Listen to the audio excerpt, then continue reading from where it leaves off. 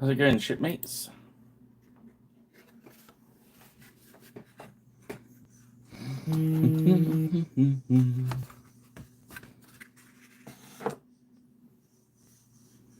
Just fiddling around with the main PC. It's not being very helpful.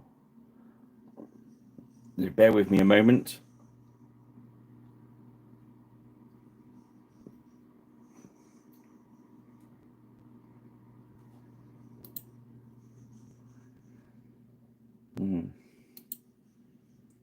That's strange.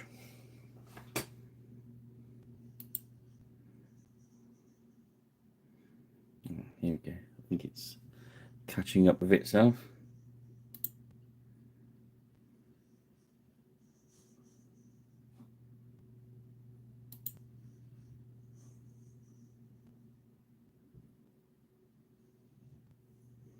Weird. Just talk amongst yourselves a moment while I try and sort out the main computer. I put the IT department on it.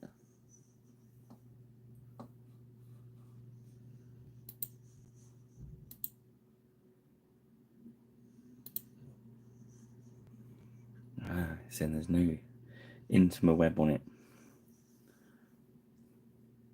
Right, so while that's clicking and whizzing about, how are we doing, shipmates? Thanks for joining me on this rainy, dark Friday night. So, tonight we start. If you didn't see the unboxing I did, it was only a short one.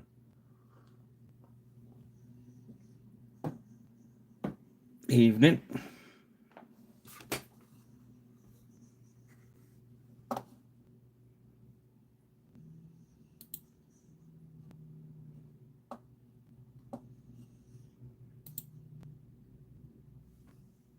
Well, I'm still fiddling around with the PC. Sorry, guys. There it goes. There it goes. Right, nearly there now.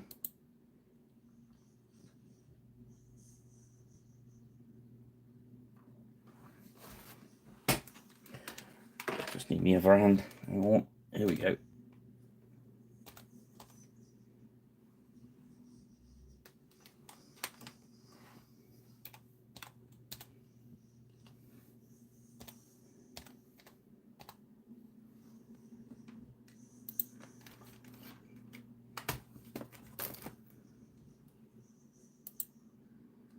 Yay.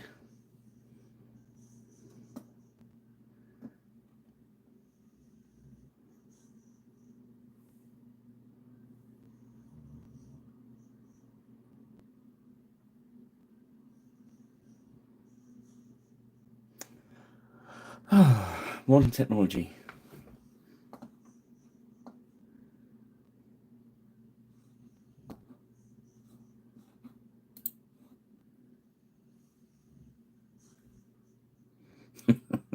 Evening. I just spoke that on my phone. I'm trying to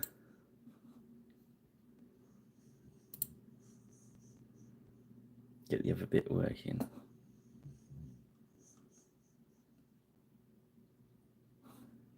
That's so weird.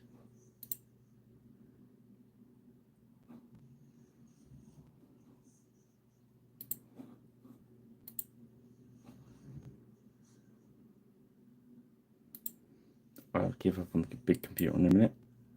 Just let that run. Okay, I'm gonna have to try and spot the comments on the little screen as we go along. So here it goes, and I've moved the other screen. So here we go. Here we go.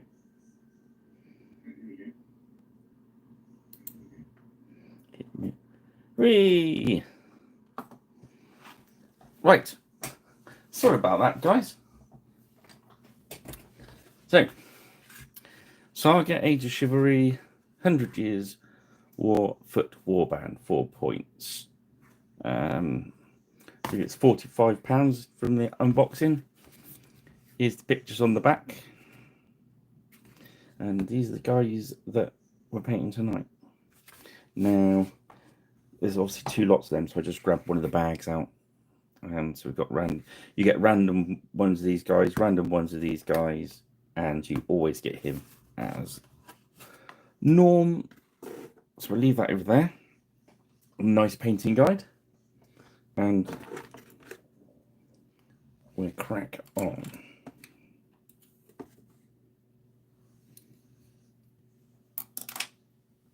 Let's get a nice new brush out.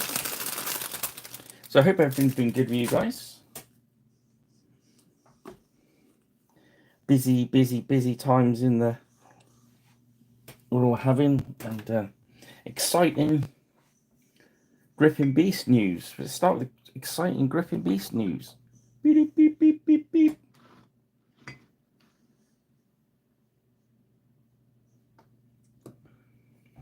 So they've done the announcement the other day of their Calpe miniatures, the few Napoleonic buffs out there. They're nice looking miniatures, had a good look. They match in nicely with the front rank stuff, which is cool.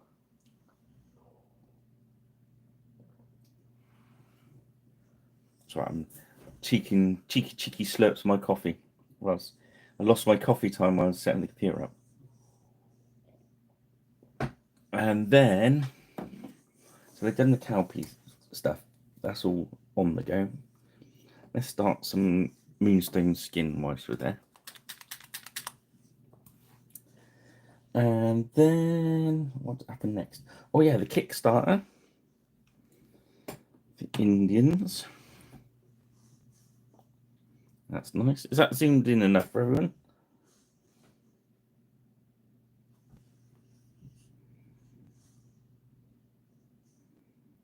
So yes, I think the Kickstarter went live today, I think.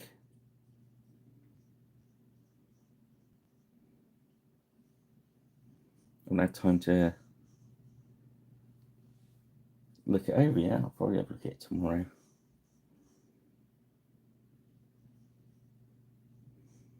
Because you don't need a Nephilimp, you know what I mean? And then,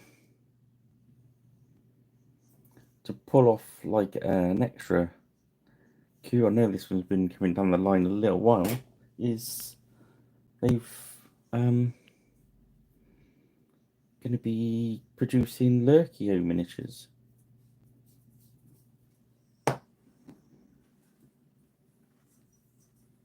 Good. Just knock it about and I'll move the light back a bit. Yes, Lurkio miniatures are a few fans of 15mm out there.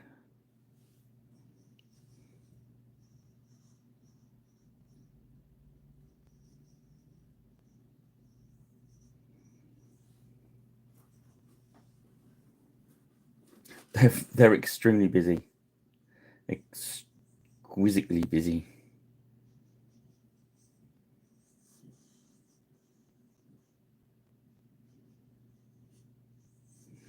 I think there's some, there's external forces at work as well. I think there's like some of these older businesses and stuff like sort of like front rank where they've people are looking to retire, blah blah blah, and it's a lot to take on. It's a lot of work, especially to keep their regular customers happy, so you get the same sort of product and service, etc. And it's also good they're keeping the original sculptors involved with these. It's like the guy that does Lurkio is going to carry on doing it, and they're going to do their part of casting the miniatures, which is good news, because one thing they are very good at is you can't fault their casting at all. So yeah, and it keeps the hobby going. That's from for game Meg, isn't it? which has been explained to me time and time again. Sounds quite interesting, really. And they've got 15mm inkers, which I'm going to have to paint. That's going to be the first. In fact, I'm going to ask Darren later, can I do a paint along with some 15mm inkers as soon as they're all sorted? I don't think it's a little way off them sorting it yet.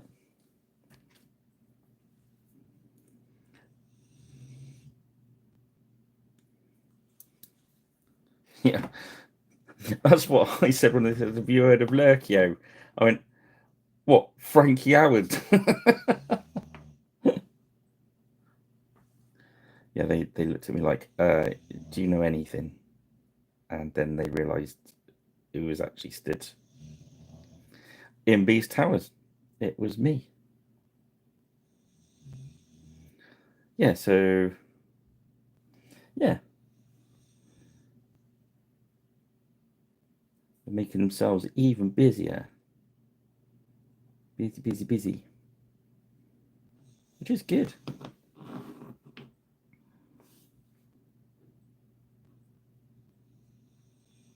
Yes.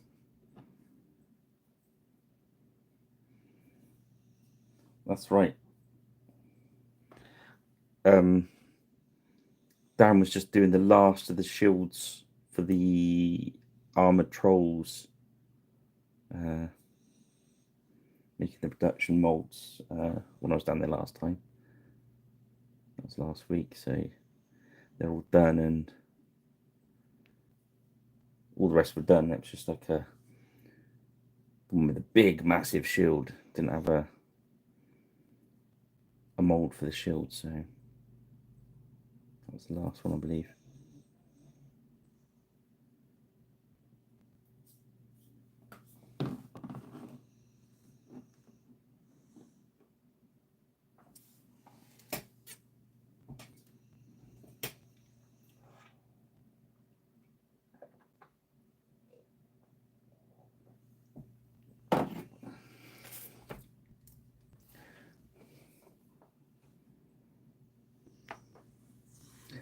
Yeah, I was looking through as I nosed around the Beast Towers. I was in there. Have you looked at their resin buildings? It's just something that I promised to do, and I've not got round to it. Is to do the pirate rich treasure hunt, and I think that's the first one. I could paint some buildings on a Friday night, couldn't I?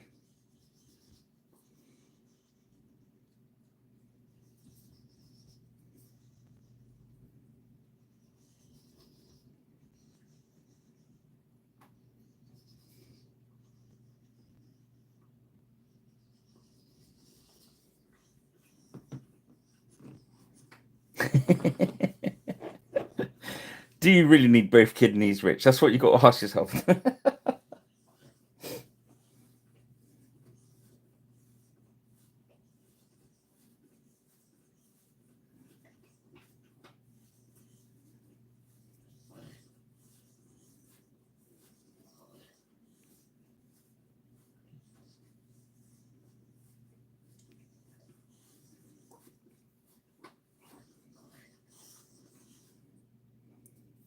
Right, so that's all the flesh on.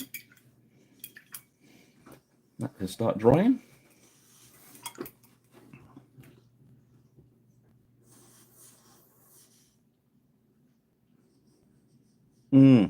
Yeah, I'll have a look. I'll have another scoot at one down there. They didn't look too bad on price either.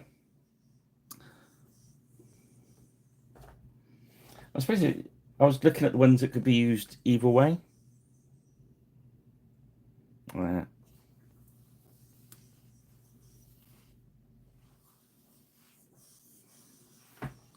I shall put it on my list of videos to make. So don't hold your breath, Rich. Next, we're going to use some gunmetal. Although I've been better, I've been getting there. Been doing the unboxing ones now. They seem quite popular. So we might end up painting some different coloured helms and that, but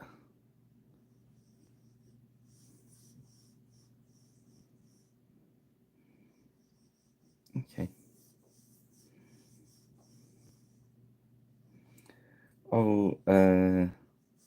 I'll grab some and do like a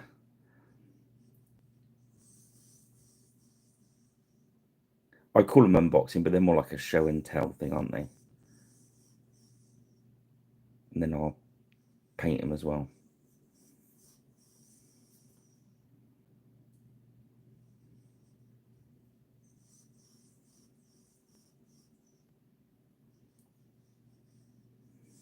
Sounds like a magnificent plan.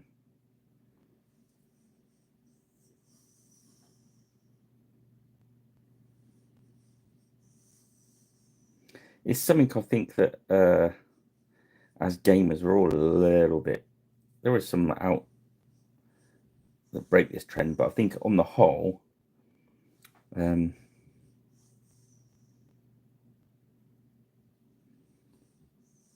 we skimp a little bit on our scenery. We get all these beautiful miniatures,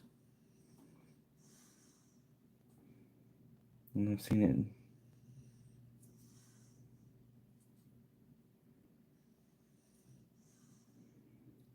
You play a game on a bit of felt. Different coloured felt for. This is reason I started the other company was doing all the nice mats and stuff.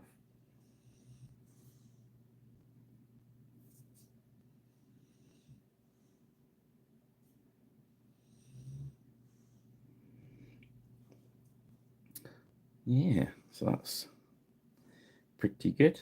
So I've watered down this thinned this with some medium because the pot was nearly run out.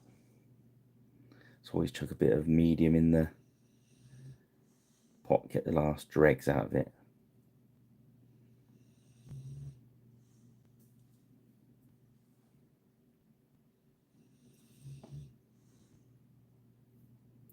I'll try and do, what is the date tomorrow? Saturday. Saturday.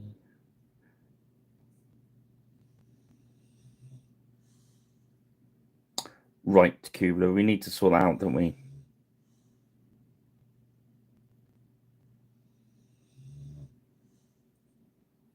First cut, is that resin or it is resin ones?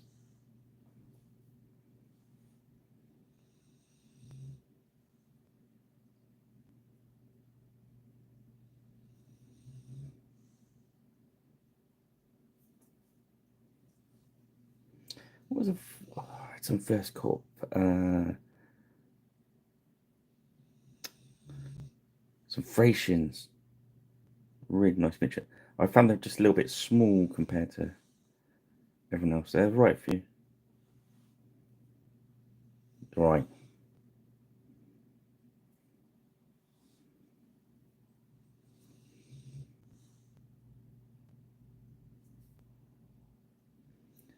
Yeah, so what I decided to do, like I was talking about those archers we did last week, they go with these guys. So I'm gonna keep all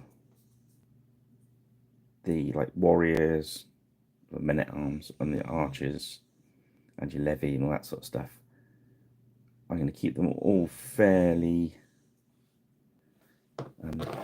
generic, which I think's a good way to be with the Age of Chivalry. And you can get more bang for your buck. You just use them whatever warband you want. And of course, some of these are going to be. I was asked Dr. Bob to write me some lists of stuff for e-courgeur when that's getting closer to being finished, you know. So I can do some vids on that as well. But I think it's the same base size. I don't think the base size is mega important, but I'd double check. So I was thinking that some of these might be repurposed for that as well.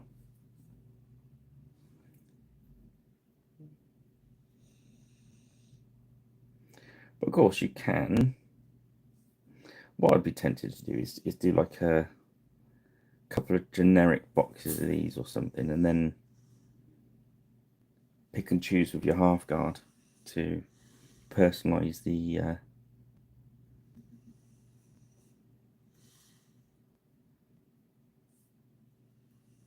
warband or whichever it is you're liking. I suppose using the warlord and half guard in that.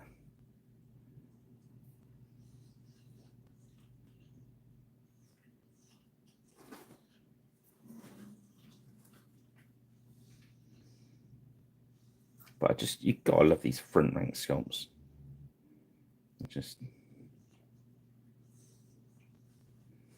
look at the sculpting behind the shield there.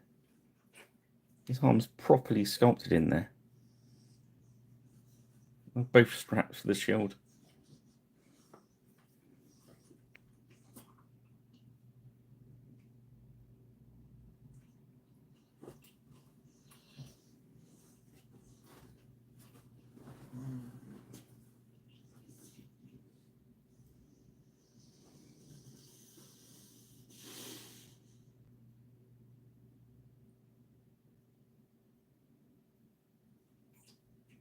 Oh yeah, that was the other news, wasn't it? I got a late booking at the Alum, was it Eldersley? Alum. Oh, I've got to put my brain together. Alum War Games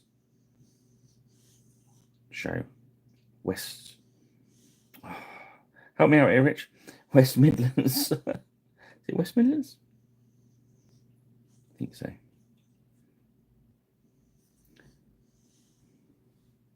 Well. That's it. That's it. Well. War Games show. I think it's. I'm a rubbish advert for that now, aren't I? I've just blown my lines. I think it's Well in Eldersley or something. I did look on the map. WMMS, that's the one. You got it, baby. Who was it said about it to start? Somebody months ago said I should go because I wrote it up on the whiteboard. Somebody on this channel said, am I going? And I wrote it up on the whiteboard to check it out afterwards. And I checked it out, didn't think anything else. And then the other day I spotted it on the whiteboard. I thought, oh. That's it, Kubler. Thank you very much. So I emailed a very nice man called, I think it's Dave. Everyone knows that Dave.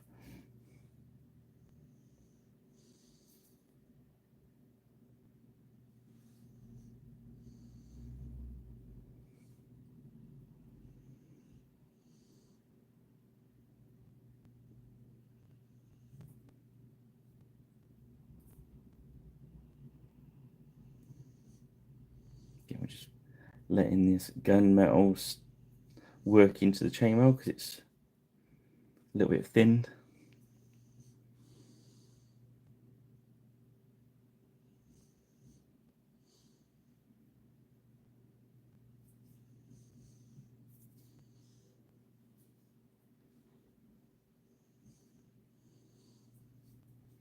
I see, because obviously the Beastie Boys aren't going to be there.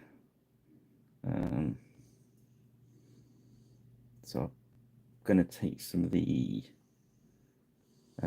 Beastie products as well with mine. So I've got a little Beastie stand as well.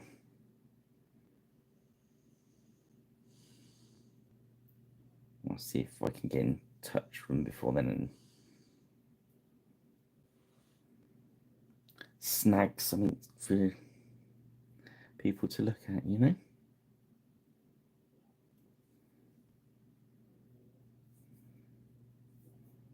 So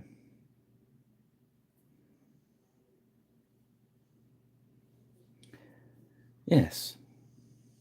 It's an early Sunday start for me. And I think the clocks go back that day as well, don't they? And it's Mother's Day.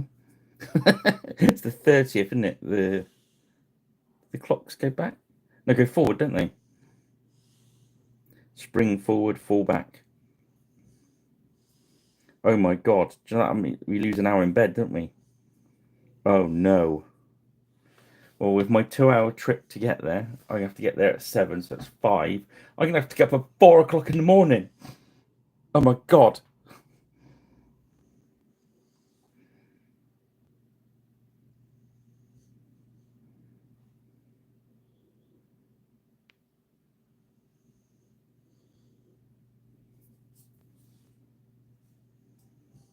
Now, I spoke to one of my sons the other day, and he's my helper at the show.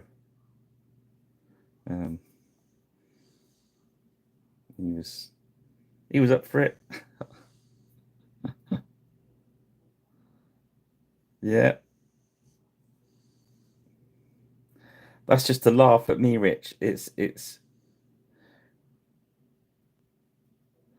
nothing to do with the farmers. It's just to annoy pirates.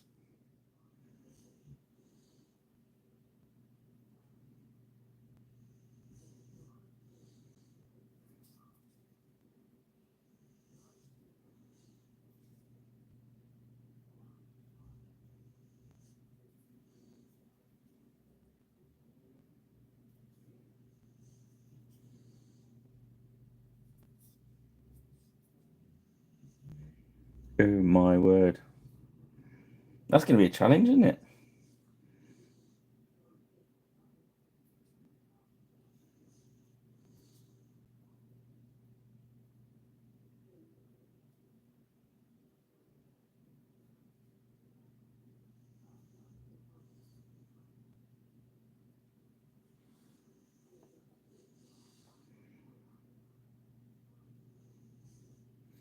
Yeah, I was looking around for different shows. Anyone that comes across any shows that I've not heard of or think that I should be at.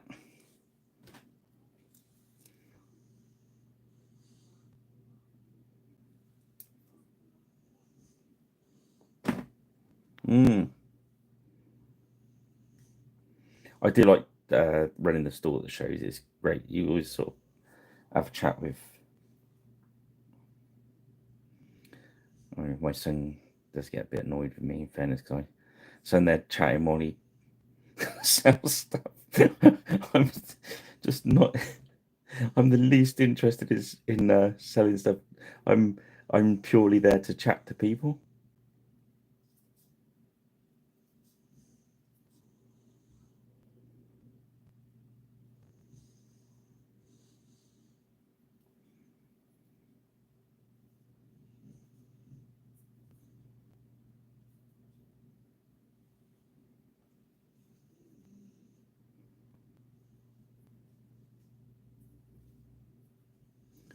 Yeah, that's good.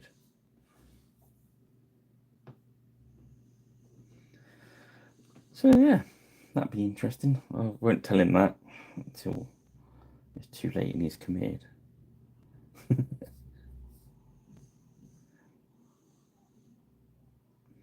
So we do this quite early on, as we know, so the it has plenty of time to dry before we put a wash over it.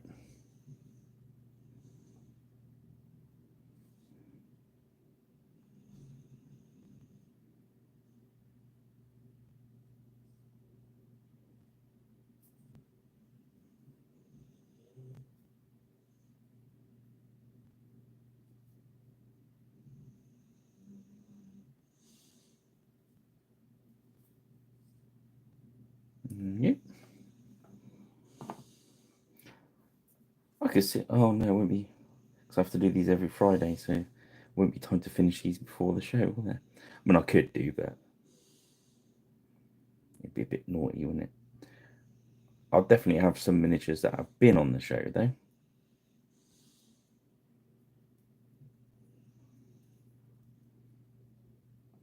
So Henry was on there. He put on their website today. So he's up there looking in all his magnificence.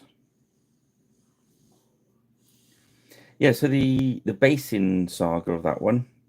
So I never got around to doing another video.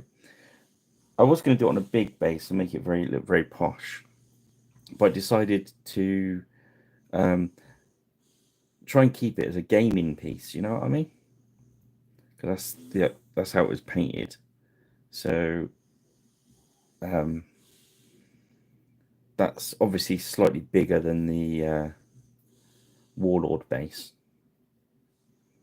So obviously I don't think it'd be usable at a saga tournament or anything like that. But amongst friends, you could. I'm sure, in fairness, at a saga tournament, if it was an Iron Man tournament, you get the gist.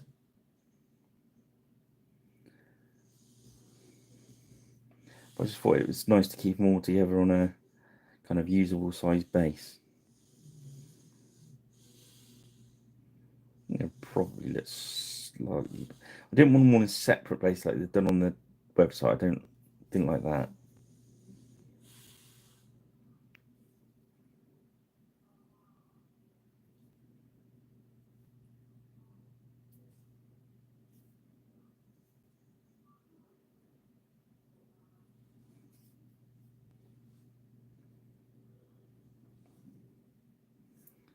Yeah, it was like I was going to use some different basic materials as well, but I thought, well, in fairness, let's keep it all to my standard stuff. Then if I want to use him with these guys, it's not an issue, is it?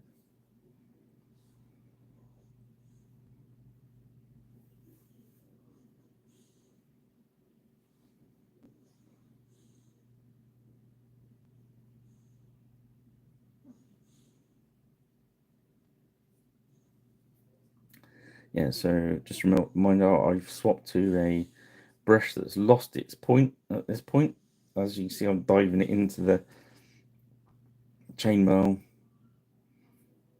I'm not worried about it getting damaged because it's damaged already. Damaged goods.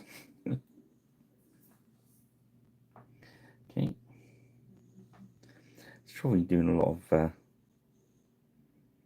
I won't worry about that. So we'll paint over the top of that. Usually I'll tidy up as I go along, but we're going for. These are our warriors, so we're going for a tabletop look on these guys, you know, rather than our top end, sort of your half guard or your warlord.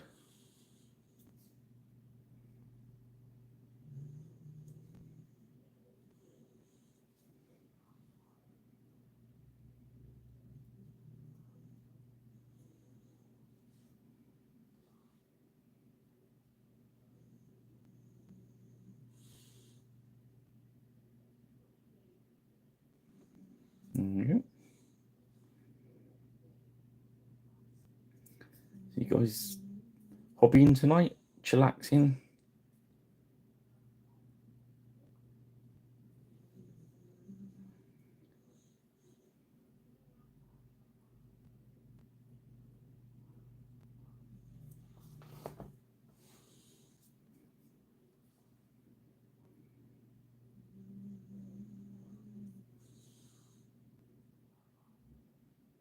I think you see you've got a. Yeah, nice.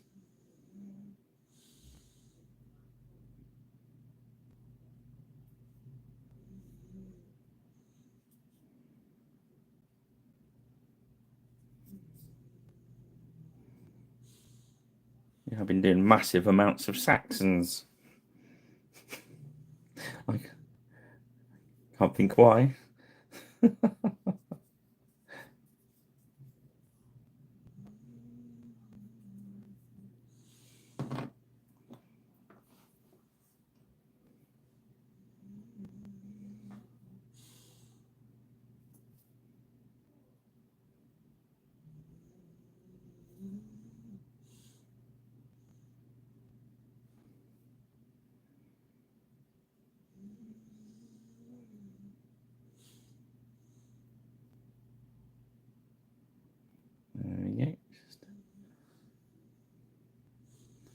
This gunmetal do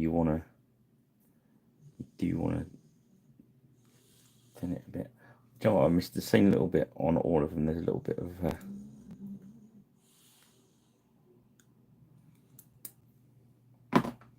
this chain mount is going to be, there we go.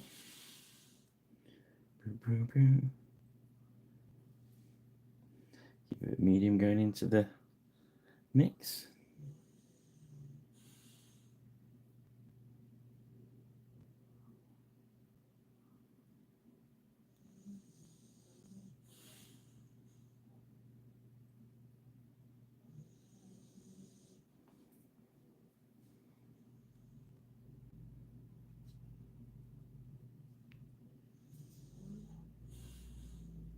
It's another one of those guys with tiles on his head.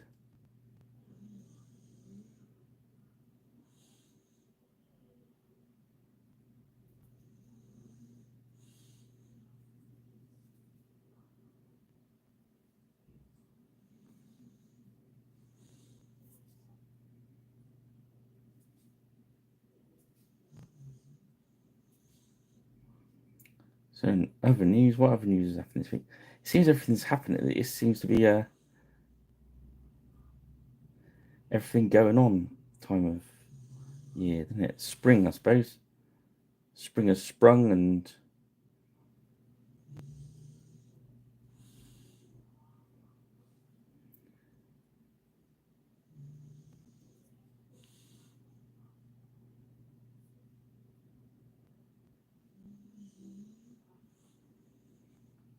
yeah.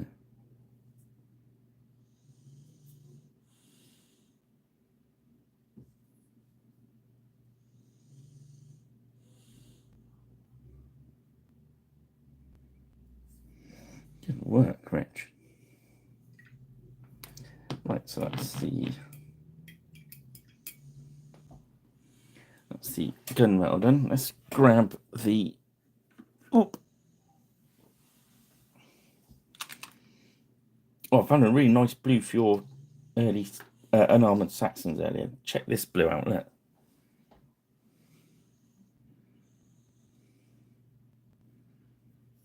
How cool blue is that?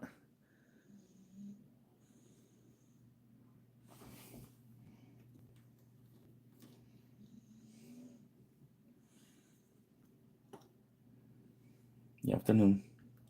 Not too colourful. There's a lot of muted colours I've used in them as well. It's a very fancy pants blue.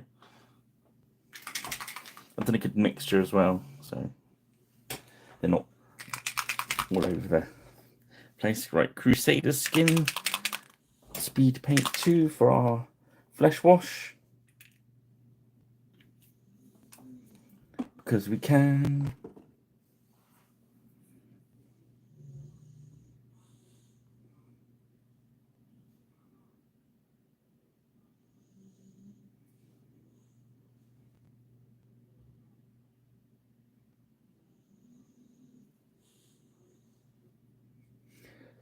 He's got gloves on, so they don't need a flesh wash.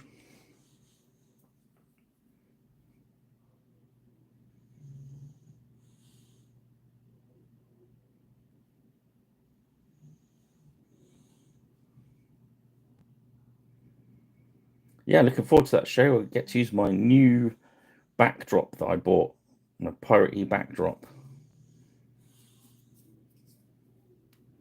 which is cool.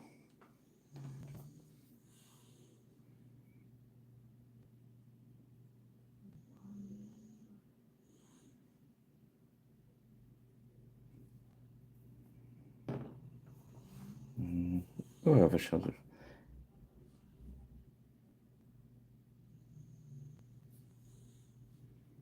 I think I've done the booking for Warfare in Devices and also Colours Newbury.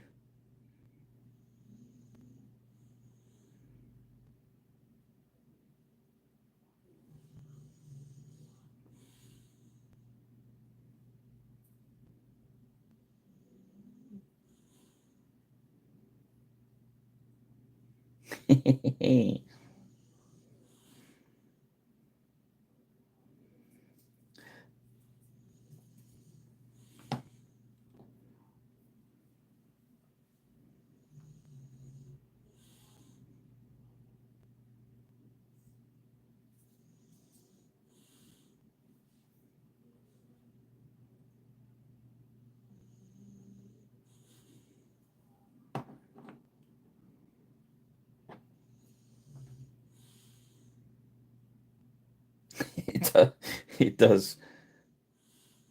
It's quite scully in appearance, isn't it? I think that's the word.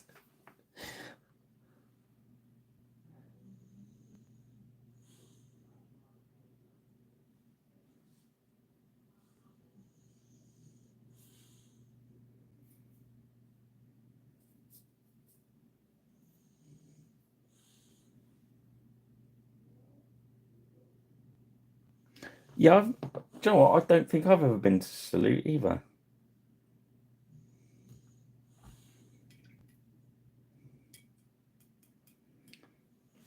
I did think about it the other day because the Vises were running a coach up, but they've not had enough people that want to book the coach.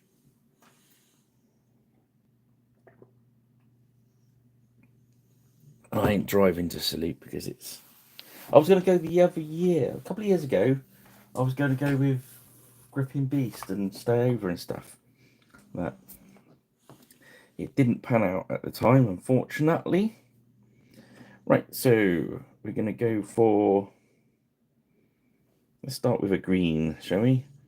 Let's go one up. Let's go to Guardian Green.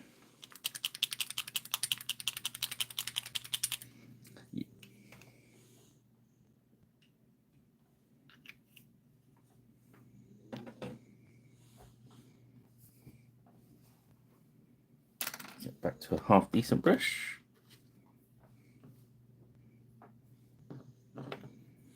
Let's start with him. Oh, that's my belly. Sorry, guys. Rumble. Oh, can I blame that on the dog?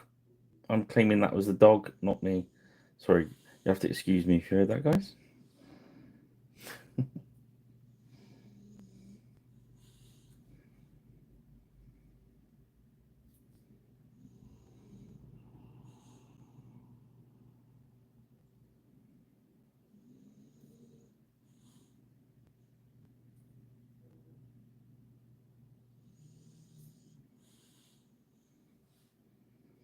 Again, remember that's that. That's the Guardian Green we're using there. With, as you can see, there's lots of medium in that. But I've not. It's not as see-through as the darker one.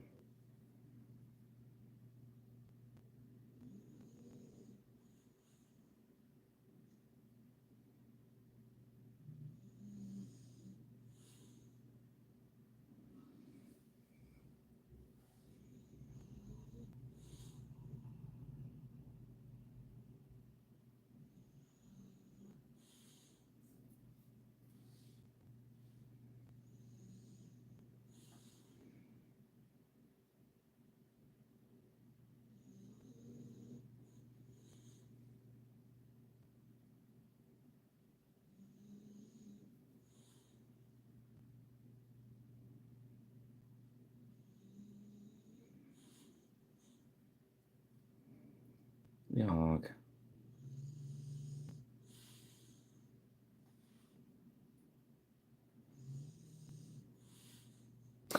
Blimey. Yarg. It's quite full on day trip though, isn't it? You know what I mean?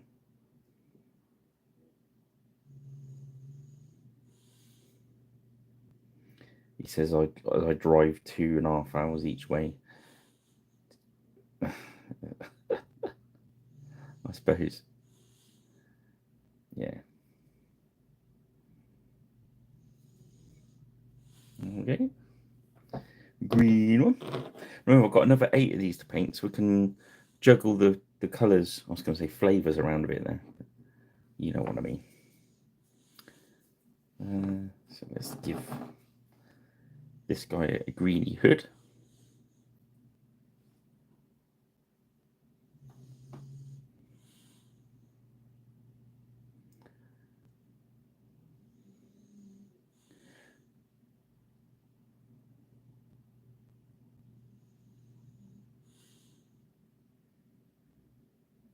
I've got to do some more. Well, I've got to finish some Saxons off, and then I've got to do some more work to my website. Did I mention my website? plug.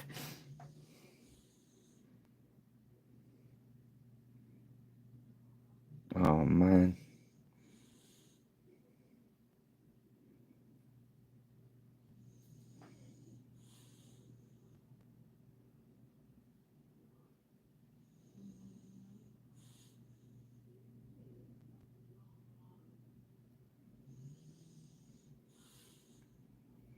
Yeah, so if you're ever bored and watching this and you want another fix of piratey goodness, we got our other channel, which is Pirate Rich Plays. We've only got a few videos on there at the moment, but we're getting there.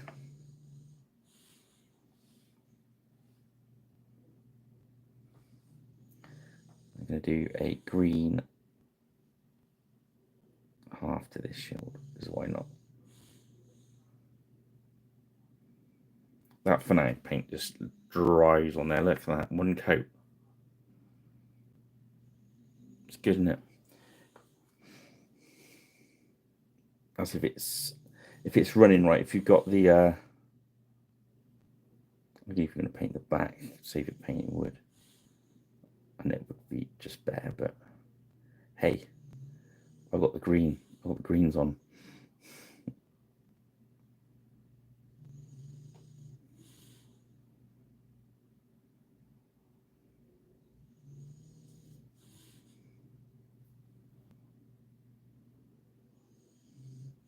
There's a little bit of overrun there, so just blend it in.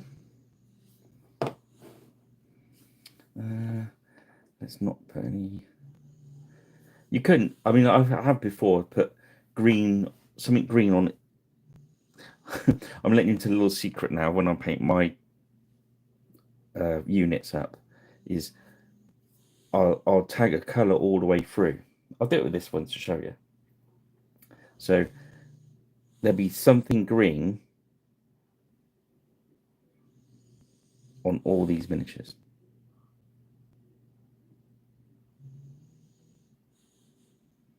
So I'm not they'll still be generic, but when I move, this is a friend. I know he's not watching this because he doesn't do paint for himself. He can never work out how I know which of my units is in which, and it's basically because when I paint my stuff, I do this. I'll make sure that there's a bit of green on all 8 of these. That way,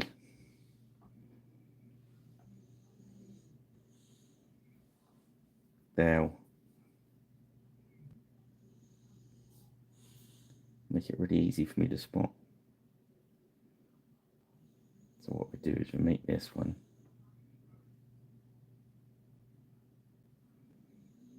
green quarter. So I'm totally making these up as I go along because I'm not going to put any coats of arms on them or any real heraldry. They'll have the odd lines and whatever just to make them look fancy.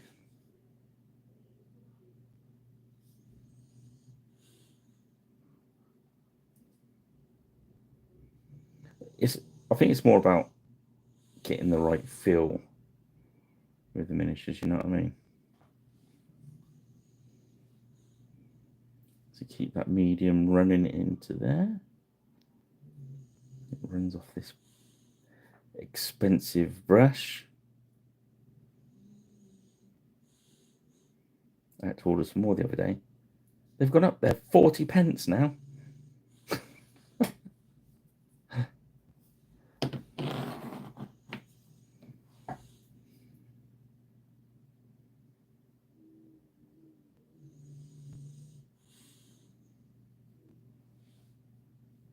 You can have some green.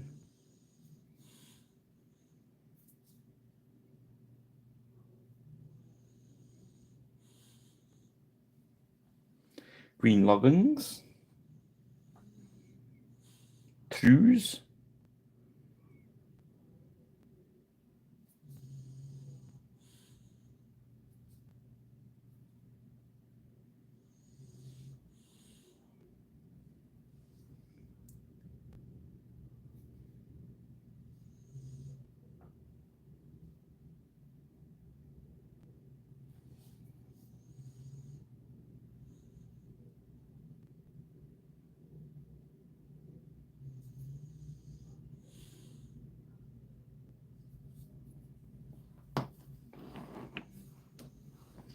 But yeah, so I know you can swap the split the points for your saga stuff around, but this gives a good rule of thumb. I find when you're having just a quick game, that 10 doesn't happen as well.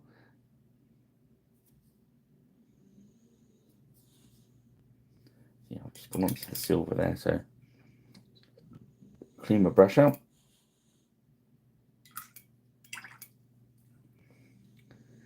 And just clean that bit of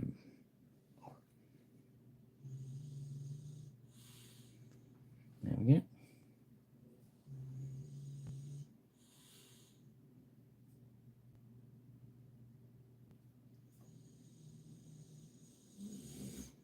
Dog's snoring well.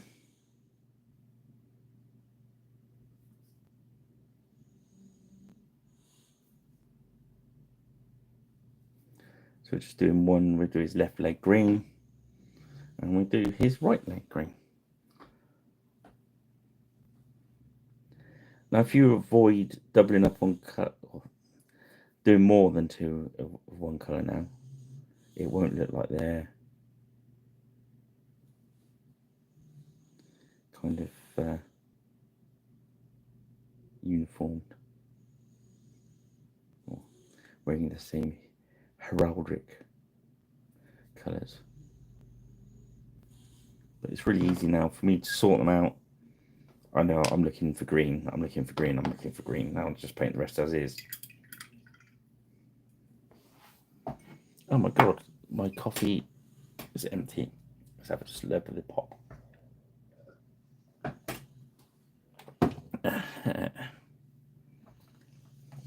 Right, so let's go with Brigadine Brown. Do some more. Let's do some more colours first. Back down on that. Let's use. We're going to use washes to get these going quicker tonight, I think. So to go straight up to. No, I'm not. No, I'm not. I'm going to use the old faithful Abomination Gore from the old War Paints range. So I went to. I think Firestorm's still got a few of these. Don't grab them all because I want some. I did buy. Okay, so this is going to be our base colour for our red guys.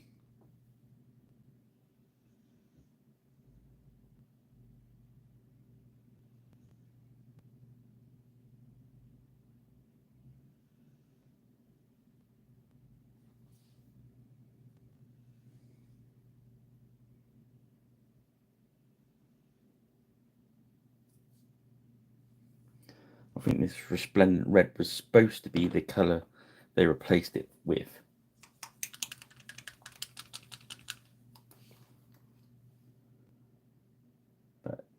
it looks like it is in the bottle, but when you shake it up and get it out, it's a tone lighter.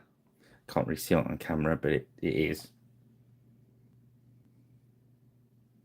Let's mix the two together now that on the palette. Why not?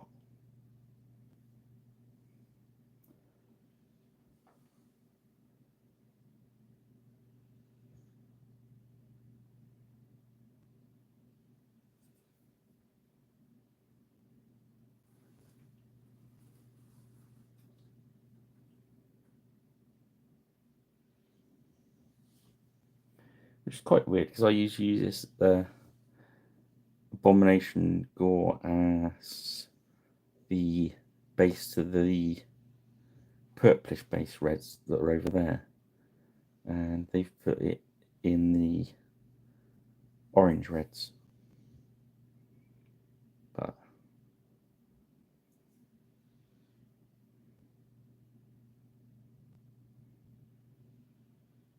sometimes it's good to mix them up a bit, give it a different look.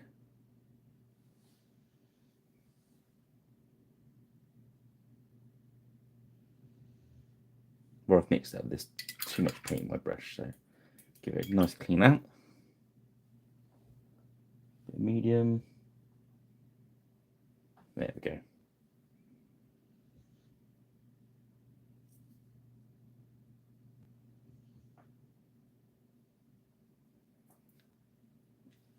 I was losing focus there. The camera's starting to pick up the miniatures at the back when I don't have my hand there.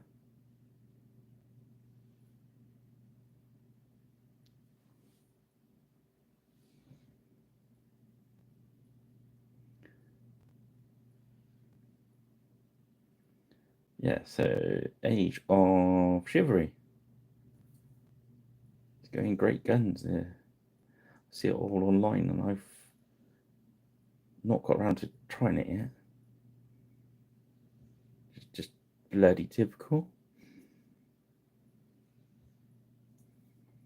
Yeah, so we'll do another one red, so we'll give him a red leg.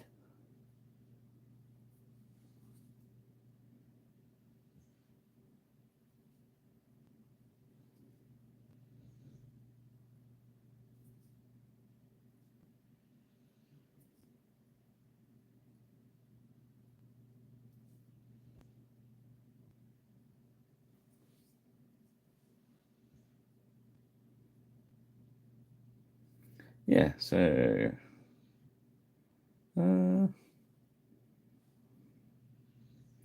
what I might do is, that wouldn't be a bad idea, is it? If I do try and do a midweek video if I get time. I'm saying it.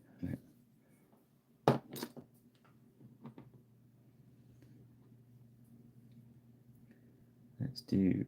I did a green shot. Yeah, I did. Oh, it was a half green shield. Still.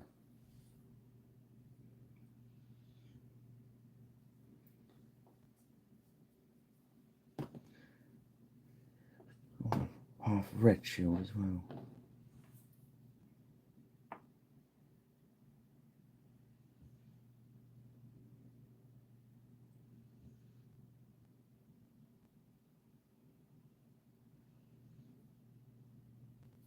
Once you've got that medium in there, the paint just flows off the brush. Really nice.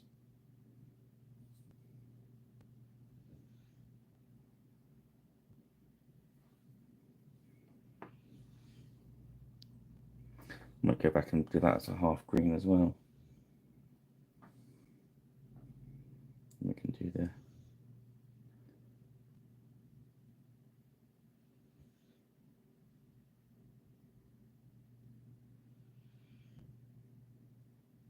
look quite cool then. Red and green's classic look, isn't it?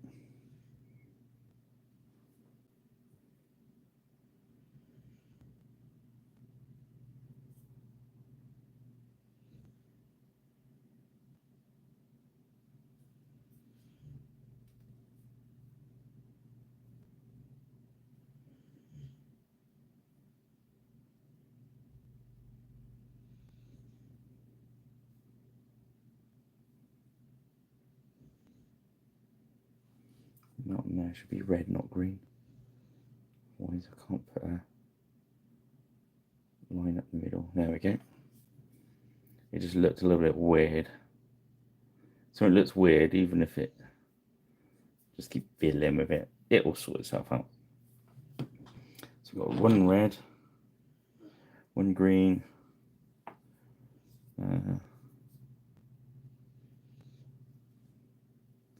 let's not put red on him because greens are linking colour, as it were.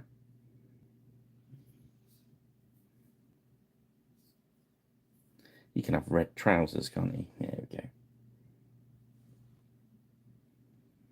And some of this is about saving time because we're using the same paint. Just not by saving time by getting paint out. It's just little things like that just speed the whole process up. Speed your workflow.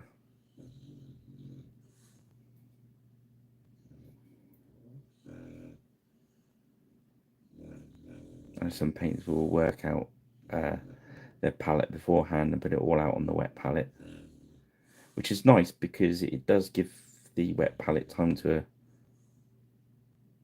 naturally thin your paints.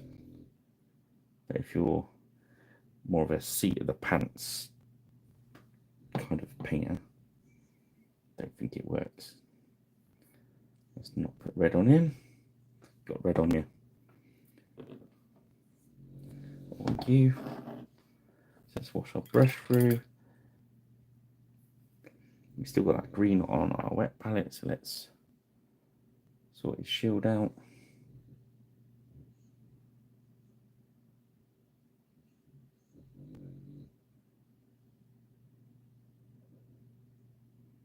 When you paint a straight line like that, do a couple of passes without touching down, and then get closer and closer and closer and closer and edge it in. You find that the more lines you paint, the tighter it'll get.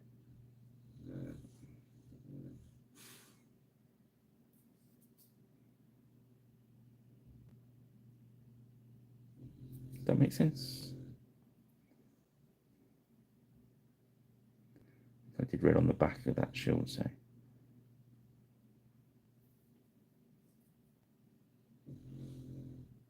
There we go. So let's get a nice blue, shall we? Let's go for let's go for regal blue.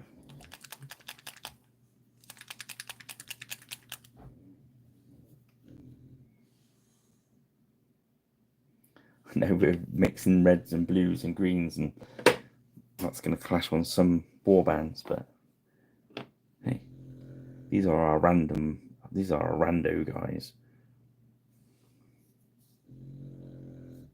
The dog's snoring like a good one. Oh, pardon me.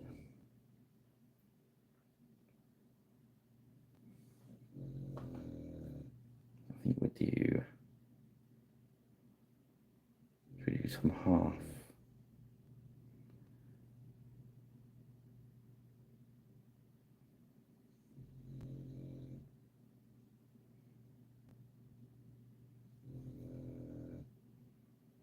Obviously kept the dog interested. He's snoring like.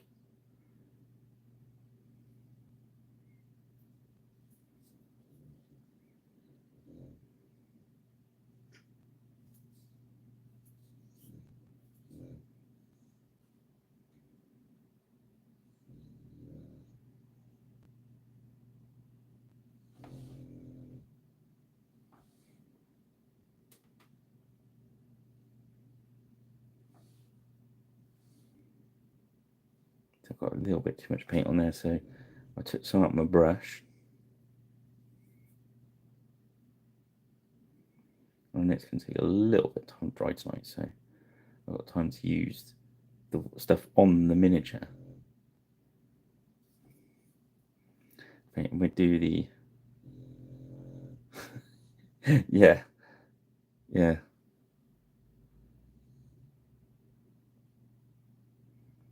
I thought you guys were going to hear me go thump onto the floor last week.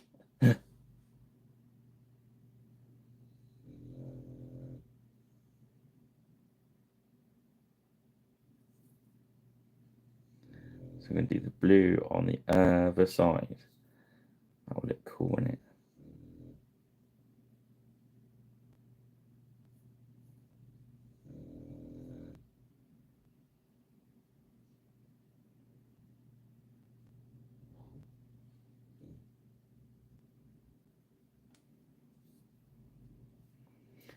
Bugger me. I'm not even looking at the box. I've done the opposite one on there. I thought I'd done the same. No. Huh. I thought I'd fluked doing the same way I did it before. So it's quite often you do that. I don't know if it's ever happened to you where you're painting a miniature you've painted before without realizing it, and you make the same color choices you did originally for doing it, if you know what I mean.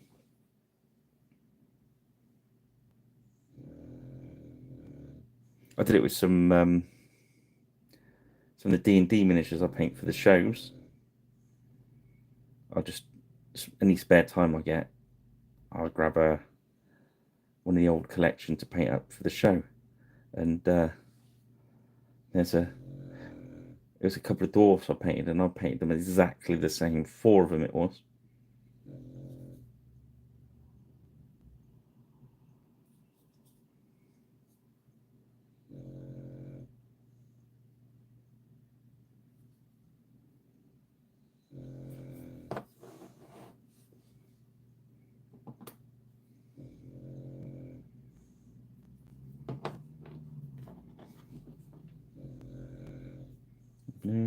I'm just trying to work out which colours are which. Doing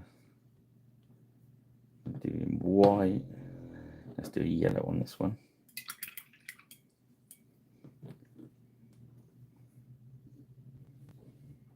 Oh, this paint is buckle of blue.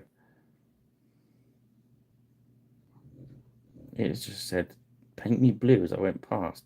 I know we've painted it silver already, but that's all right.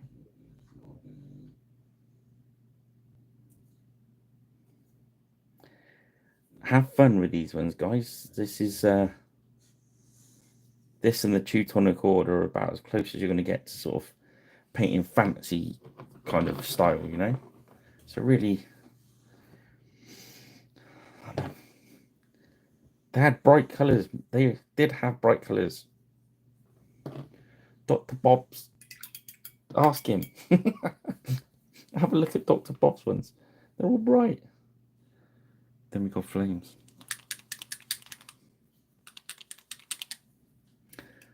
Hour in.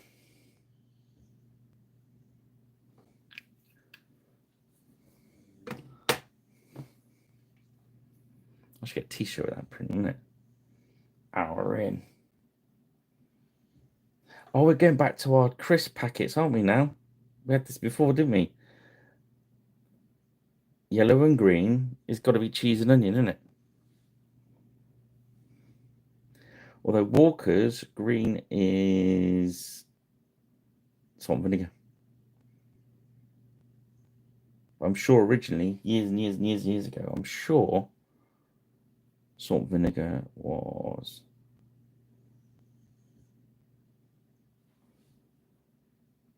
green.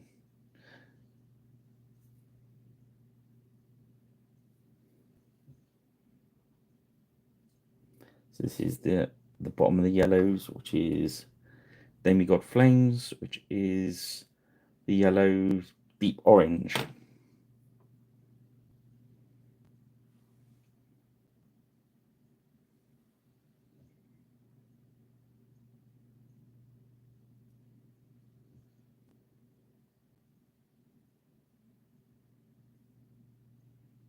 So I'm working with these paints quite thin tonight.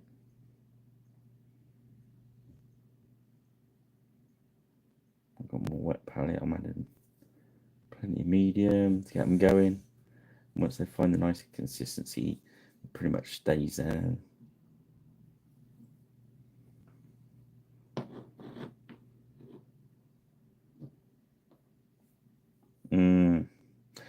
Do you remember old barbecue beef? Oh, beef and onion, wasn't it?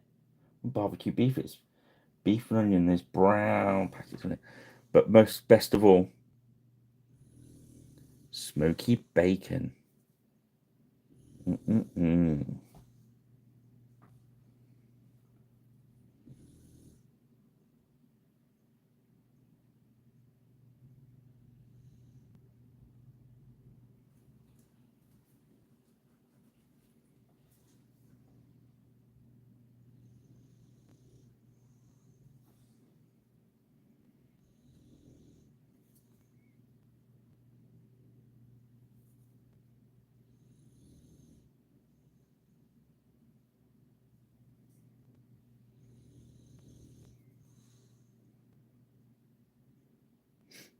Mm.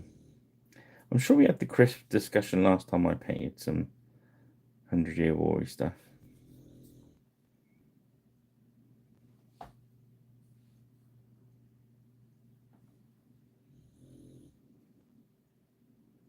Mm. Good value for money then, Cuba, if you keep tasting them. Do something even better than that. You finish your crisps, right? You walk away, and about an hour later, you find a crisp in your beard. Oh my word. See, most people think, oh, that's, it's a piece of shame because you found a piece of crisp. Oh my God. Can you imagine the joy? Because you finish your bag of crisps and you're thinking, well, that wasn't as filling as I thought it was going to be, but they were quite tasty. And you wander away, and then you find another one.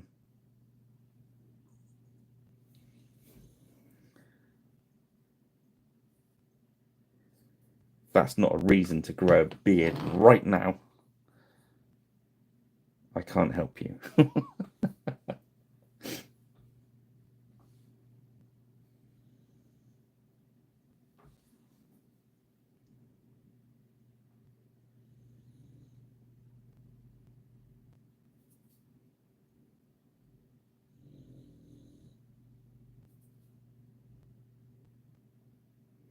So, has any of you guys played the game from Lurkio Sports?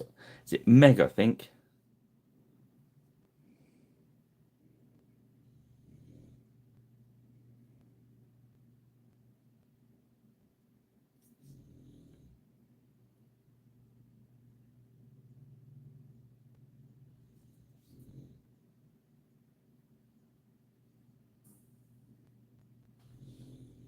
Oh no.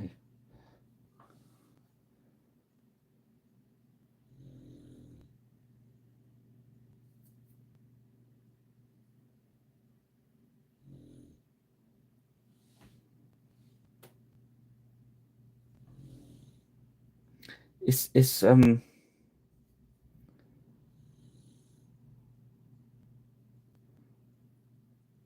can't remember what somebody was explaining to me at a convention, and it's something along the lines, and I might be getting this completely wrong. Do feel free to correct me in the comments if you see this tomorrow. Um, you you pick war bands to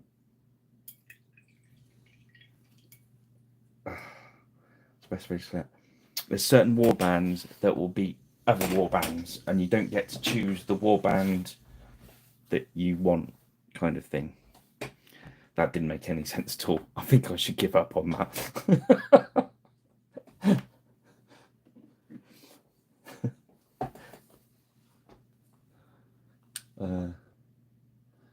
It was completely easily explainable, but it's been over a year ago since somebody told me about it, and I can't remember.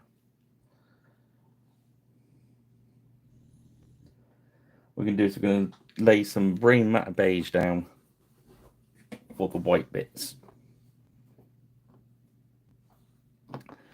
So this guy is going to have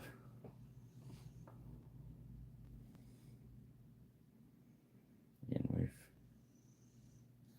watered watered down the beige so it goes on nice and easy.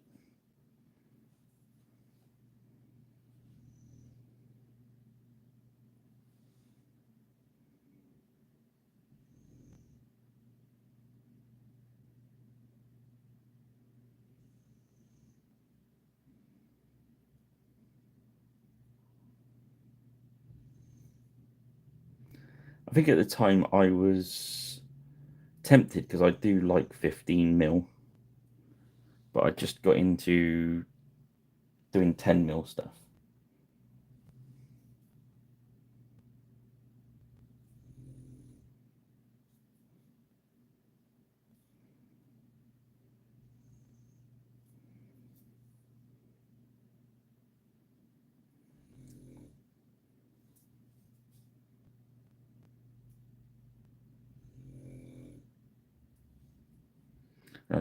I've painted a lot of the Griffin Beast Parthians and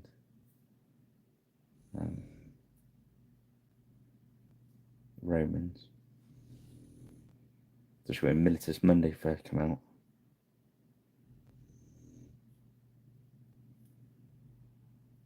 I like this, quite cool painting 10mm.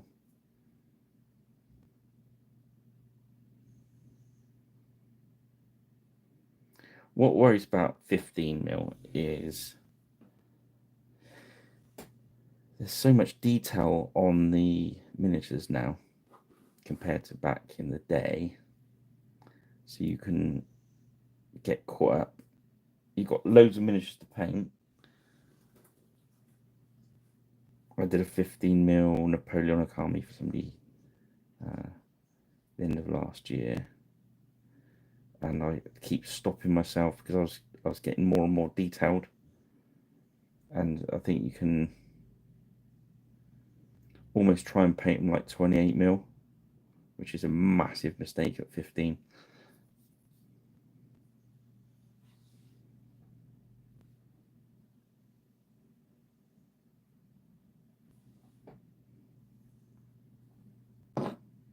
Whereas 10mm, I find that you can, no, we won't put white on him.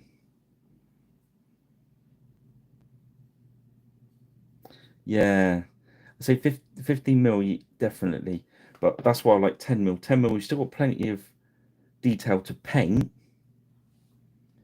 but you can kind of batch paint, if you know what I mean. So you can make the unit a little bit like 6mm. So you can paint it like 6mm.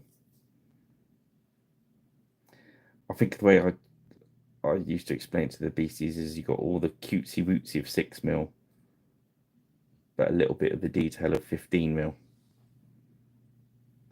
So the occasional minutes you can really go to town on.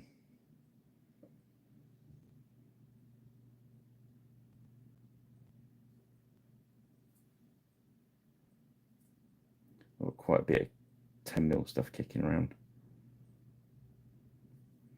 I did 10mm armies for Kings of War, which works superbly at 10mm. I've also made a 10mm Age of Magic saga army,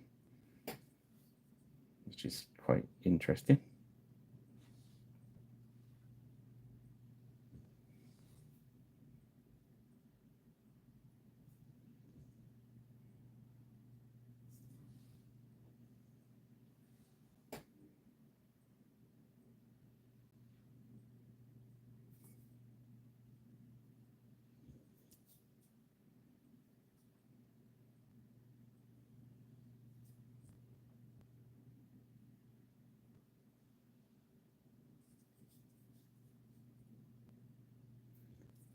Yeah. There's a wicked 3D printer company that does nice 10mm stuff. I've bought quite a bit of his stuff.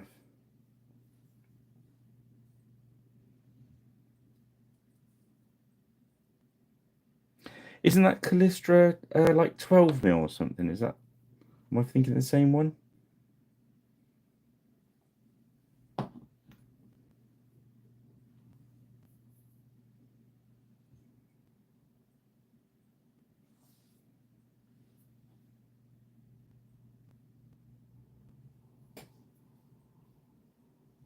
Yeah, as it's a nice scale.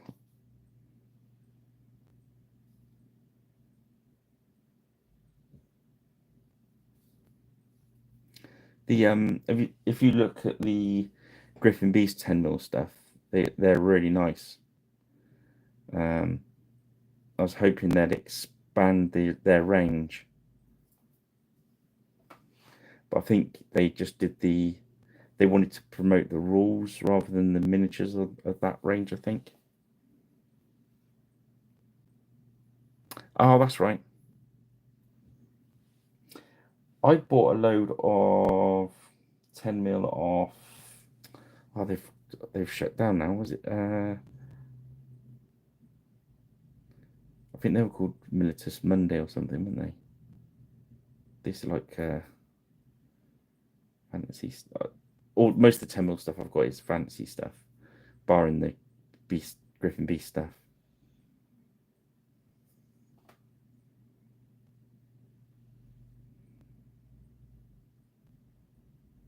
Their Persian cat 10 mil cataphracts are brilliant.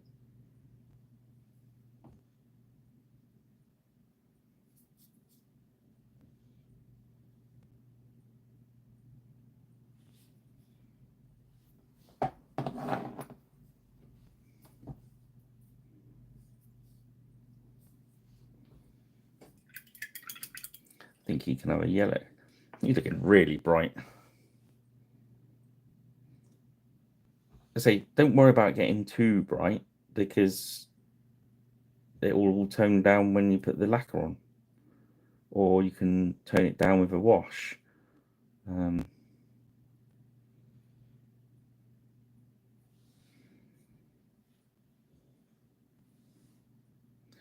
or if I paint when I paint the other 8, I can do them in dull colours and just mix it all up. So you can do whatever fits. But what I'm trying to show, I suppose, is don't be afraid of using colour on these miniatures.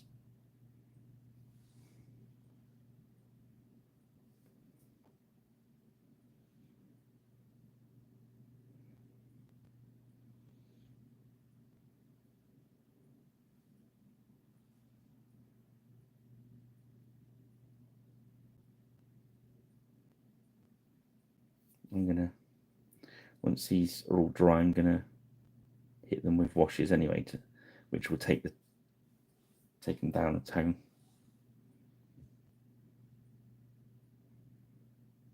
So you're cranking it up, taking it back down. Whereas if you go dark to start with, you're only going to go darker and darker and darker, which is cool if that's what you like. One of my mates just likes everything really dark.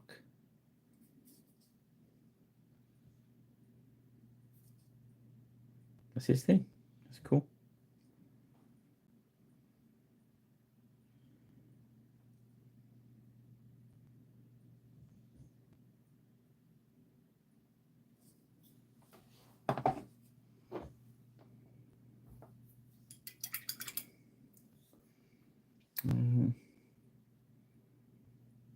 So I was doing blue and white. Blue and white or blue and yellow? Blue, yellow, green, blue, white. Do yellow.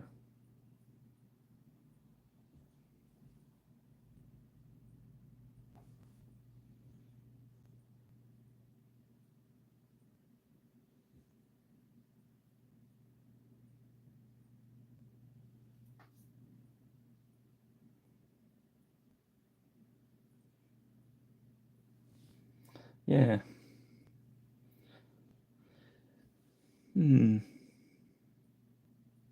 It's weird scales, isn't it? It's almost strange how it changes the games as well.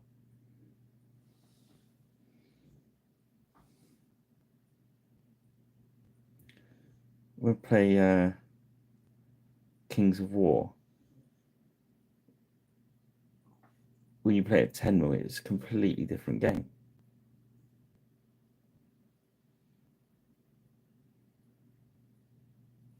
Because the table, if you let it carry on a big table, it's like, there's a lot more manoeuvrability.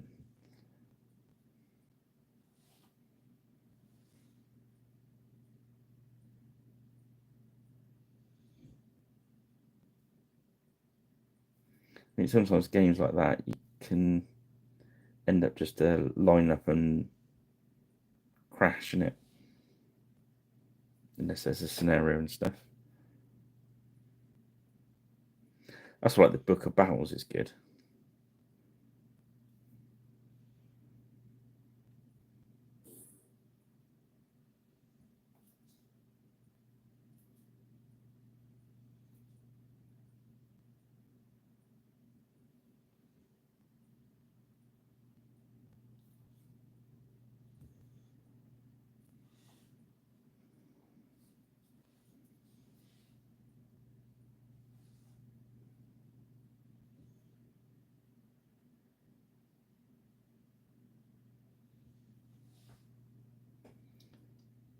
Yeah, just need all the base colours on now.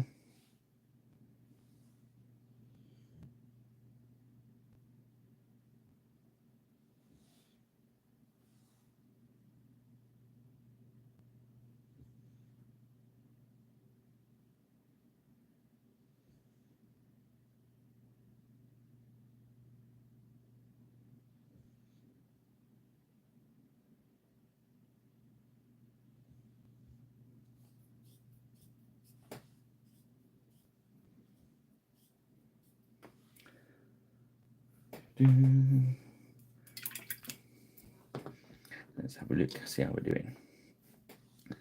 So these base colours are on apart from the levers and his shield. We should do his shield as green and white cores, right? Have I done that top? Not a lot of white in that one. Sometimes if it looks a bit weak, just drop another little coat on it. I'm using quite thin paint, so it's no problem. There's a little bit of his tabard showing there. See, my brush is very wet, so that's bad news. So just take a little bit of moisture out, a little paint again. What would have happened is, as I was trying to paint that with that wet brush, the moisture from the brush would have zapped down onto the miniature through that paint, and it'd have ended up just a watery, blobby mess on the miniature, which is no good. So what we're going to do, we're going to paint his shield white, and then we're going to quarter it with the green.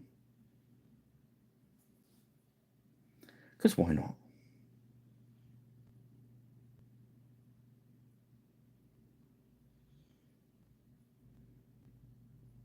Because it's so easy for the green to cover, I just, rather than mock about, just paint the whole lot white. There we go. So he's got to do his green shield, so remove his sleeves. Oh, we missed his elbow. That metal. Let's grab the other brush out.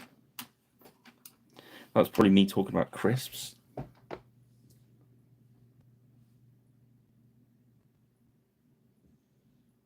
So a bit of gunmetal was not dried out, which is good.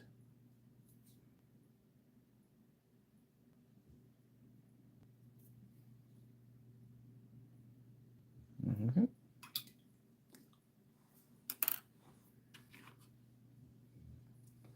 We'll give him. Ooh, should we give him? We'll give him white sleeves. Everyone's getting some white on them today, by the looks of it.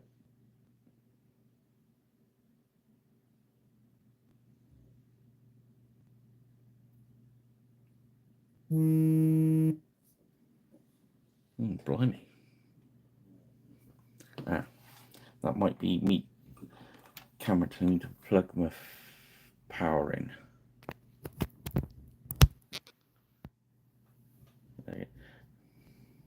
I did that the other day, the other week. I was on, like, I said goodbye to you guys, and I looked up and my camera was on 3% battery or something stupid like that, and they'd been screaming at me to plug it in, which I'd just been ignoring.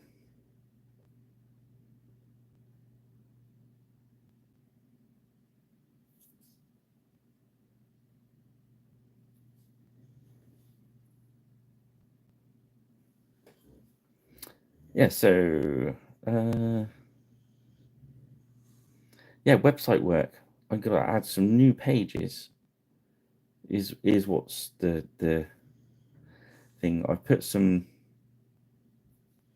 rando miniatures up at the moment that I just had kicking about on the side by my light box. But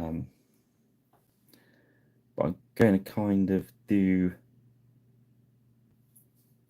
some extra pages, so there'll be pages of Griffin Beast units. So if somebody needs 1 point of, I don't know, Anglo-Saxons or something, you'll be able to go to my website, think, oh my god, I need them for this weekend, and they'll be sitting there waiting for you.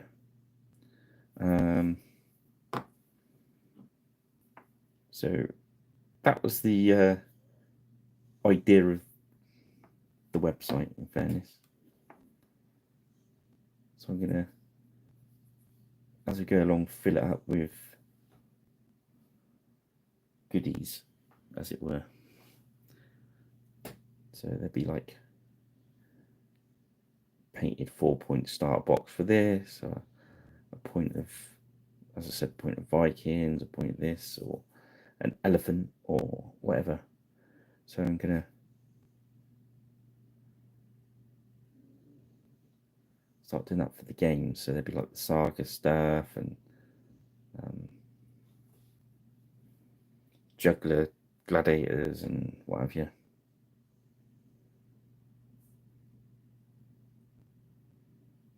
And then we'll have random pages of D&D stuff, and it'll be great.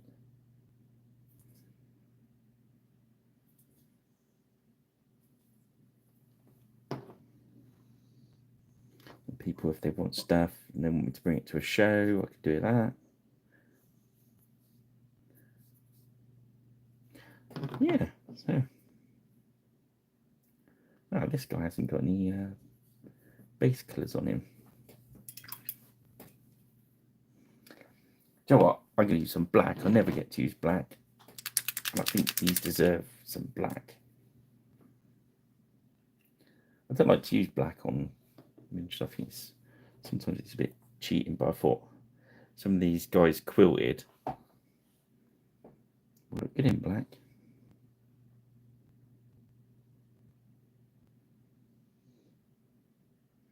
So I usually do that in like a fawn colour. I like doing that. But it can be pretty much any colour, I believe, because it's covered in cloth, isn't it?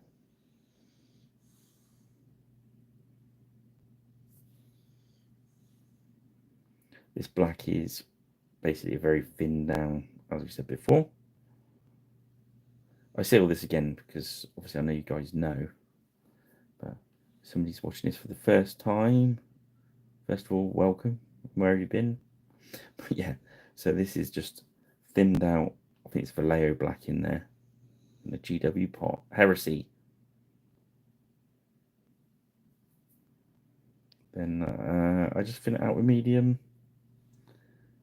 So as you can see, when it goes on, it's quite thin.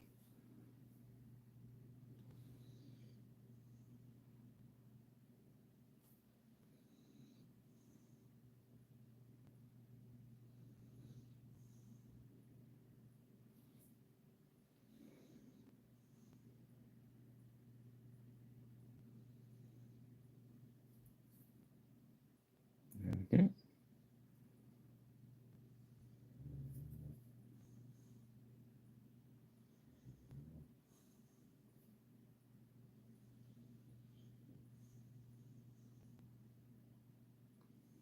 Be a bit careful behind the shield.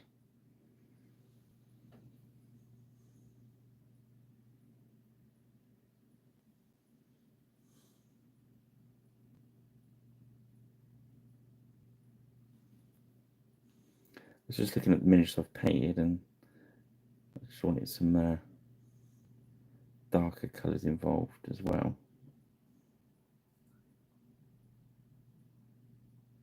Before everyone says, you know, no, black's technically not a colour, it's a shade. I know, I gotcha.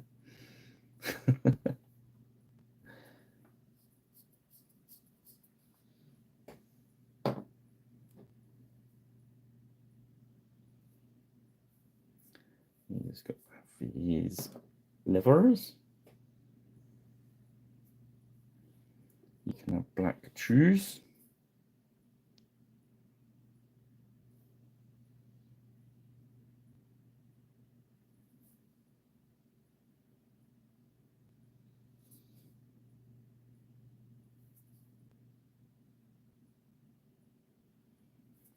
If you want to spice black up, you can always do some dark blue over the top of it for like highlights, as it were. Not the correct word, I suppose. More like faded bit, I suppose. But I think highlights definitely describe it better.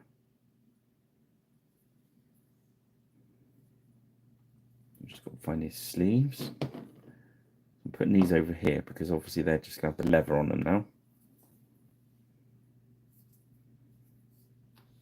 This guy's going to have half black shield.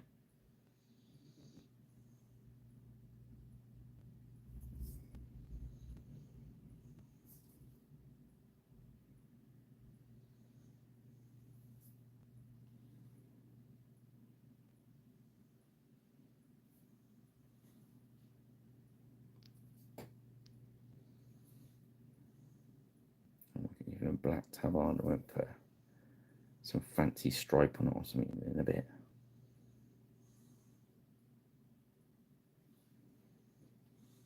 Don't want everyone looking like multicoloured swap shop.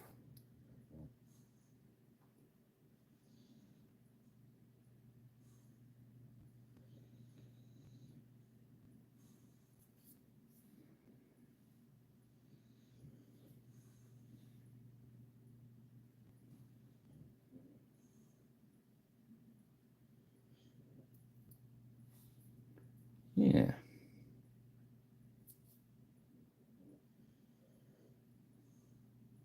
Keep that brush moving.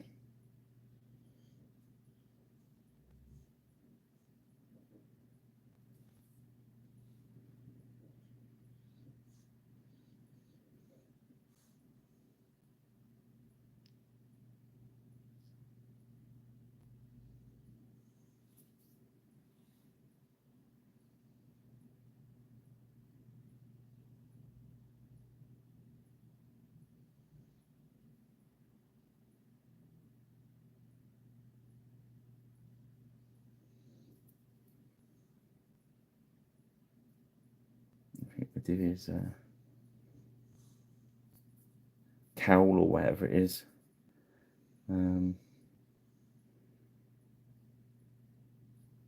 Brown or something, I think. So there are two I've got to do. These needs leather. This before we put any washes on. I'm going to get all the base colours down.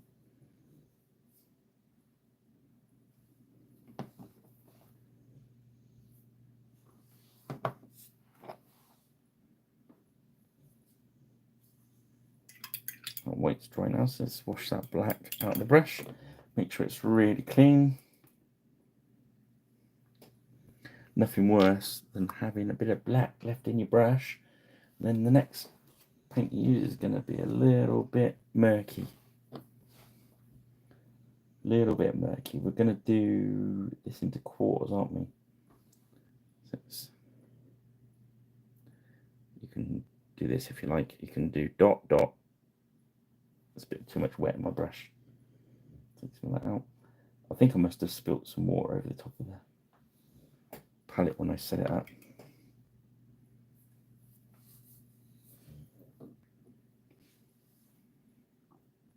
Okay. So what I do is we just do a nice line down the middle.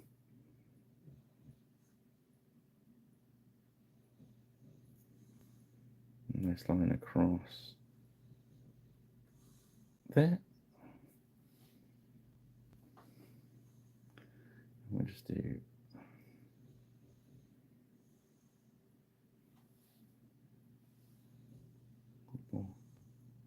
green on a brush.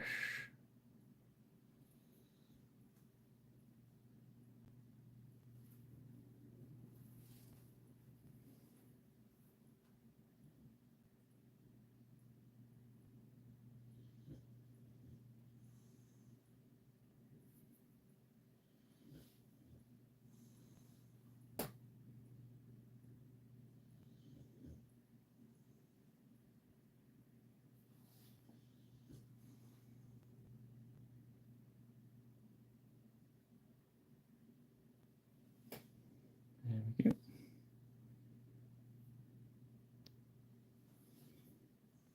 There's our green quartered shield.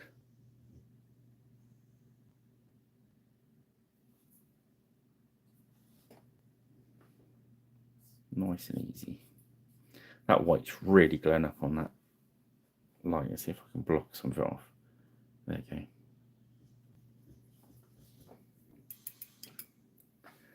Okay, let's get that. So if we wanted to speed it up again, we could use the secret weapon.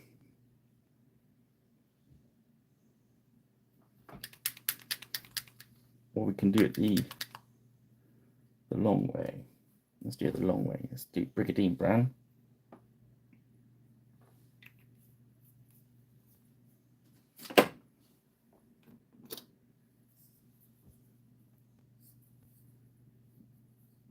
I didn't give him a specific trouser colour. I have to sort that out in a minute. Perhaps I should do a red leg and a green leg to go with his shield. That'd be cool, wouldn't it?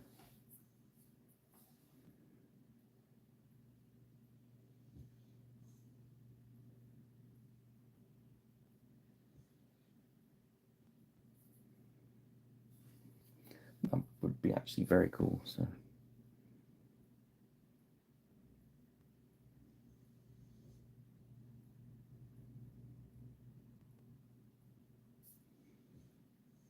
these guys would be pretty well kitted out. Well, it would be if their lord was trying to show off a bit.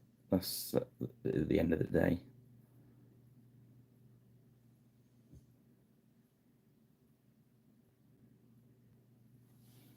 Look how fancy my retinue looks. Mine looks better than yours. The Romans used to that a little bit as well, didn't they? When they were kitting out their own.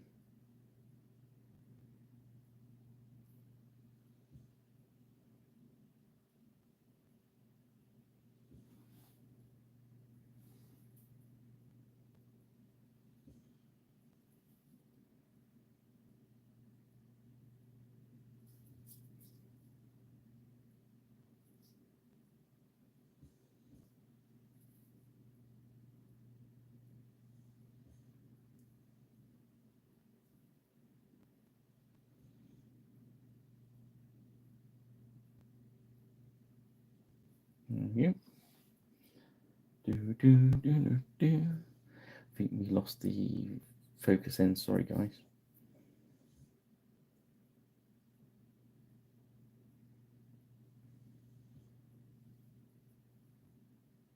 I'm going to do this as a leather scabbard. This one. I know some. You can just paint whatever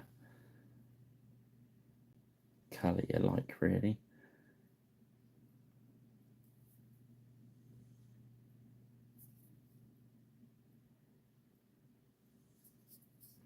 And literally, this is without looking at the reference books and that. So my just total randomness.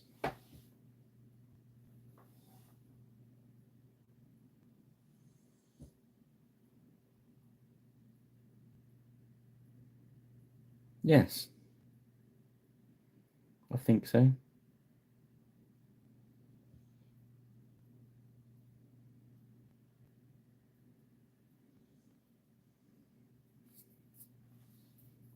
Let's swash that. What's it? We're just going to do his trues.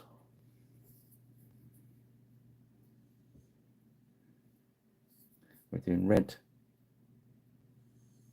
left to match his shield and his. Oops, sorry guys, I was a bit low there. I forgot I was holding it in front of a camera.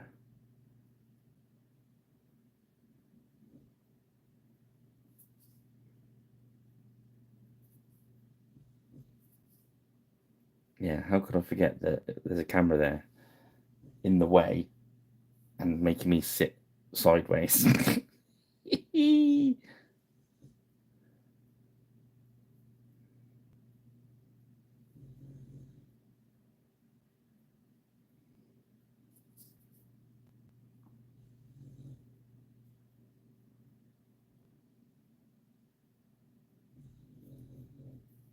Let's put an extra little bit of red on there. I like put a bit of a few layers onto the shields because it does make them look smoother. I'm going to grab some of that green off the wet palette. That is the beauty of using a wet palette. It really is.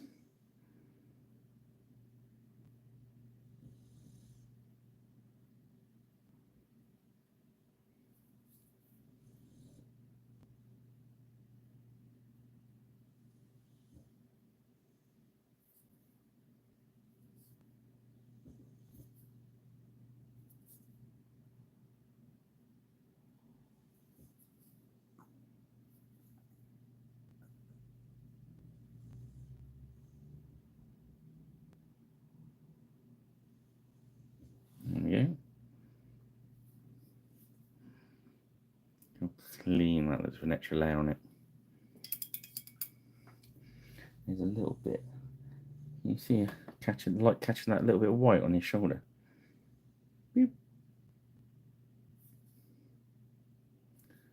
No, it's sorted. The wash would have got that if we got over it as well. So that's the brim down. Let's get the next one going. Let's get the next one going, mate.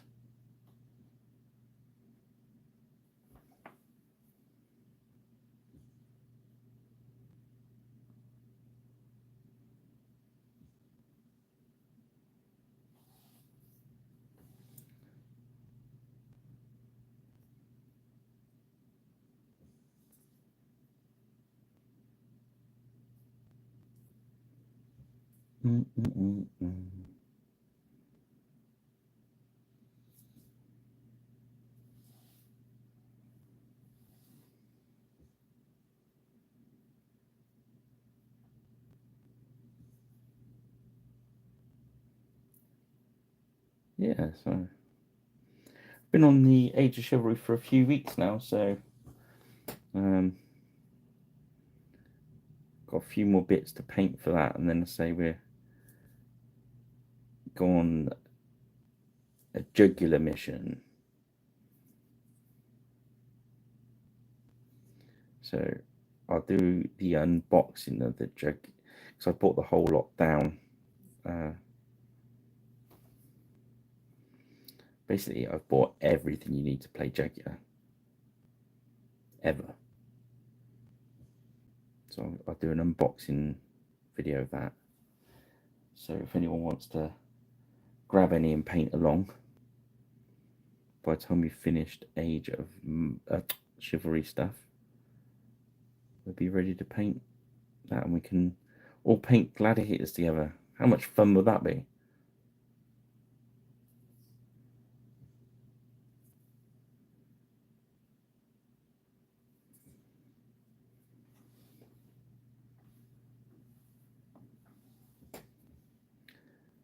think, is there flash sale still on as well? I think they've got the jugular stuff on the flash sale at the moment. I know the boxes were, plastic boxes were as well.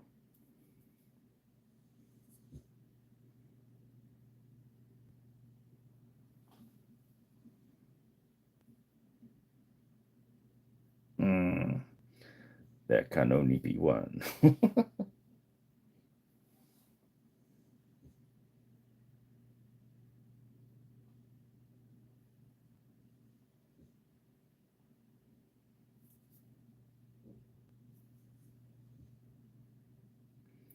Yeah, so then we'll do, when it's all painted, we'll do a play along as well with it. Well, not play along, but battle. Yeah, good time to grab it. Juggler's been selling like hotcakes. I know for a few months. We took it to BritCon, and they've been demoing it at the shows, but it's just every so often I think everyone thinks, let's get some gladiators.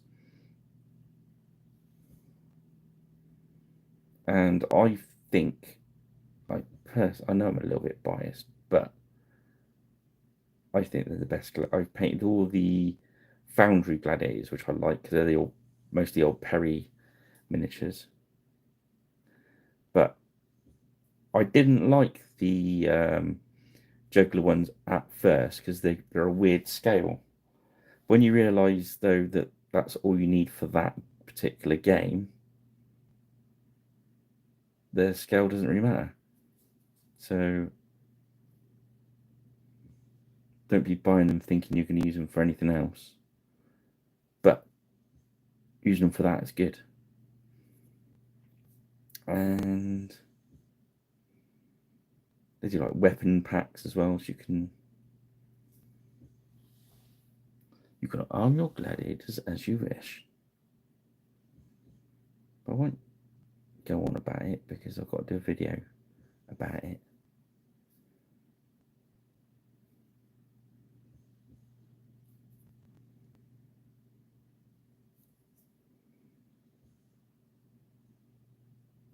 Well, I could do that tomorrow, couldn't I? The unboxing one. When does the sale end, Rich? Did you see? Was it the 27th?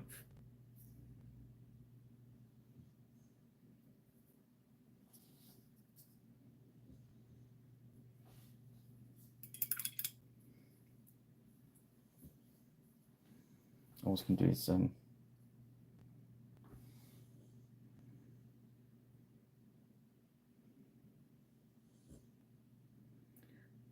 that's probably there any cloth, but he's going to have a level one.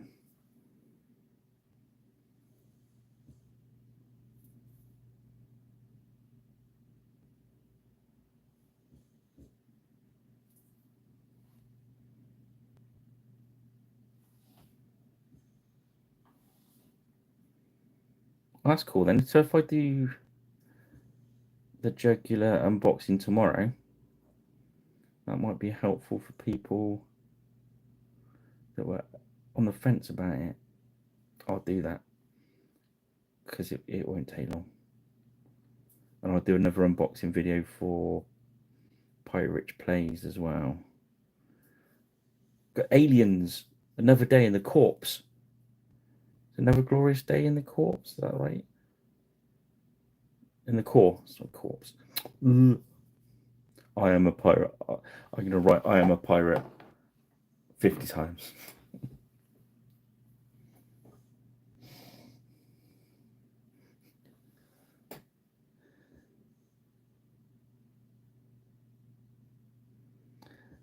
Yeah, once I've done the unboxing video of the Aliens game, I can then start painting it once I've got all my commissions finished, of course. Once I've done all my homework, I get to play.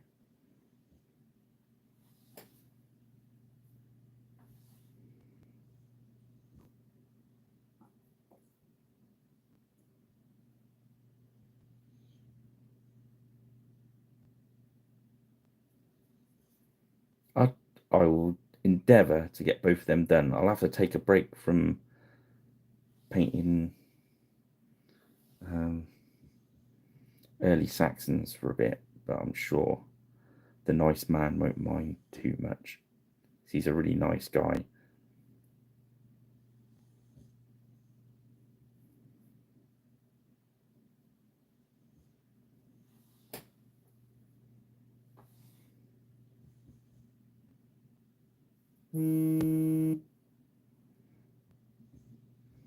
Blimey. We didn't get the buzzy sound on the screen there. It's from Timu. Believe it, another Timu. I done a unboxing video on Pirate Rich Plays, and I ordered a load of stuff that could be used for the hobby, and wanted to look if it was any good. Was it too good to be true, kind of thing. But the thing to be aware of with it is, once you get the app and you sign up for it and you've bought something, you're unmercifully bombarded with emails and text messages and pigeon post and everything. Morse code. You get the message. They want you to buy more stuff. Interesting though. I found interesting stuff like this. How interesting is that? Did you see my video on this? Whoop, whoop. I thought, how useful is that? I've not used it for anything yet, but it seems it's going to be useful.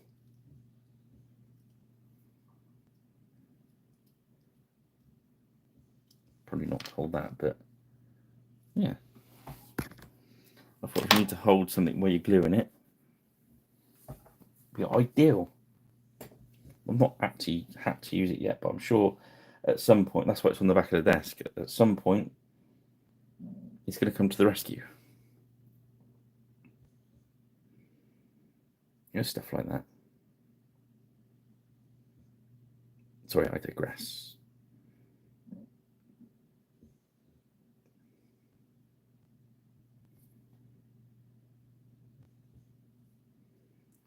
Let's get the battle reports going. That'll be on. Yeah. Oh, that was a big bogey, wasn't it?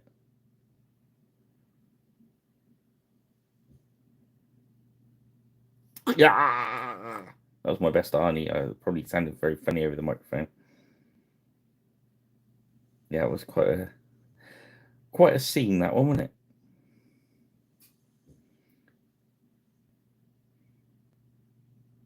That'll test the age group of my viewers.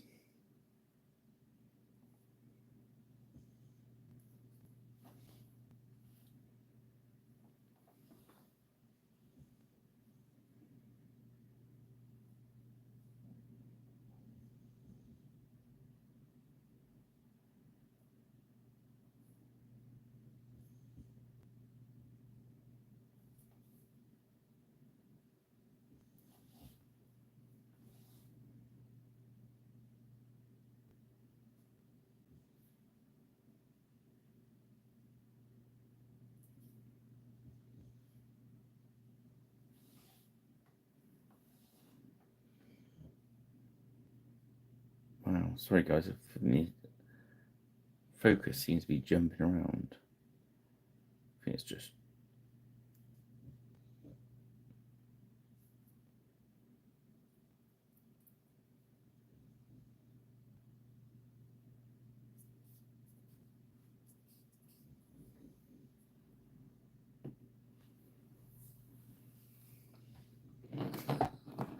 Get to the chopper. My son does all that. He's a voice actor guy type, and he does all. It's very funny. Sometimes he'll ring up. He does a perfect Gollum. So sometimes the phone rings and you get like a phone call from Gollum, which is always interesting. Um,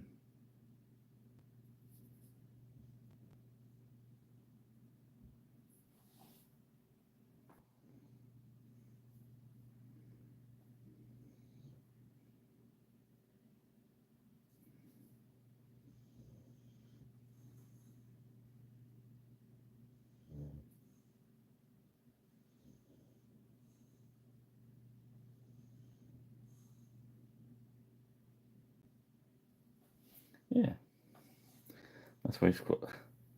Oh, we got the. I bought the Masters of the Universe skirmish game, and because I knew he was coming down for Christmas that year, and we just knew because he does a great Skeletor as well. We just knew if we put him on the table with all the He-Man characters, it would just be amusing for the whole affair. And in fairness, it didn't disappoint.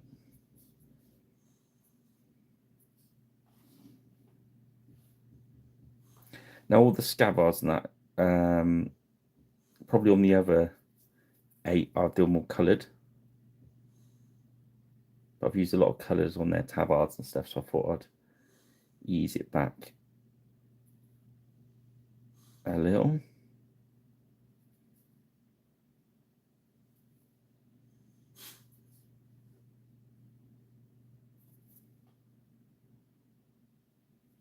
I couldn't decide whether those hands. Last time I painted as ordinary hands, but I thought I'd paint them as leathery gloves this time.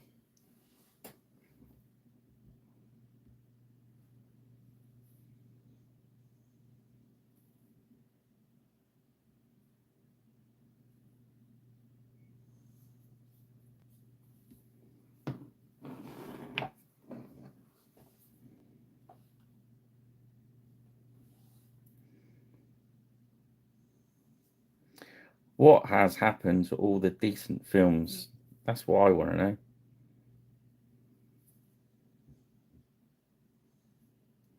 I used to be a real filmy buff. I'd watch every film after film after film. Look at all the Arnie ones back.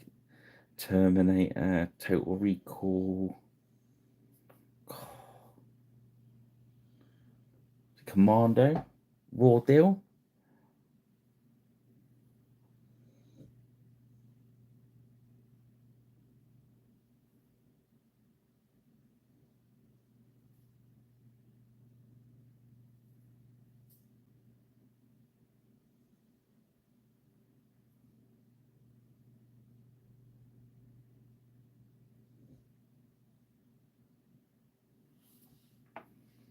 I was watching an interview with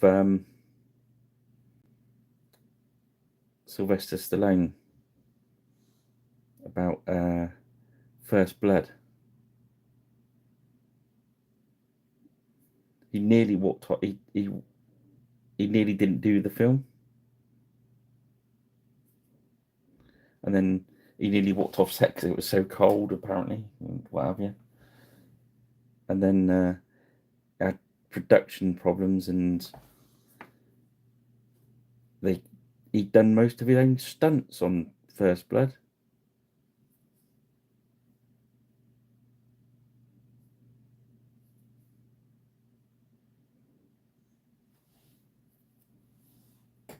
Great movie. Love that movie.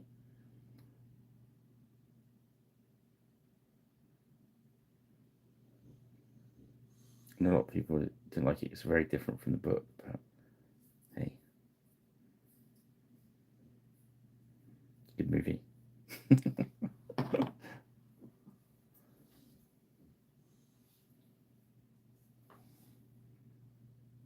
So we're into 2 hours now.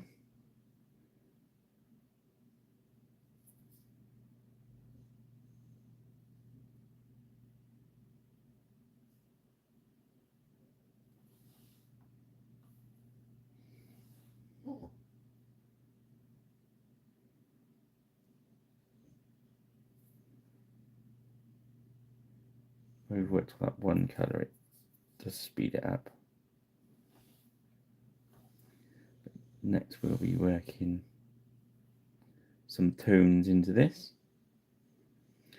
Now this is the difference. If you wanted to spend more and more time on these, you're going to do tones and then layer in and stuff. But for tonight, we're going to probably just hit them over with washes and pick rather than highlight everything. We're going to just pick.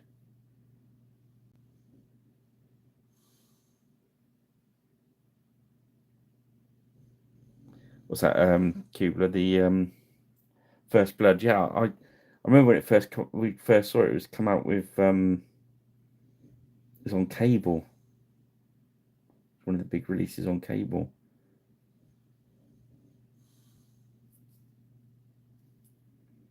And me and my brothers were just like gobsmacked. You know what I mean? It's all, oh my god. We used to tape stuff on the old video recorder. So we watched the same. Yeah, we watched it about 80 million times.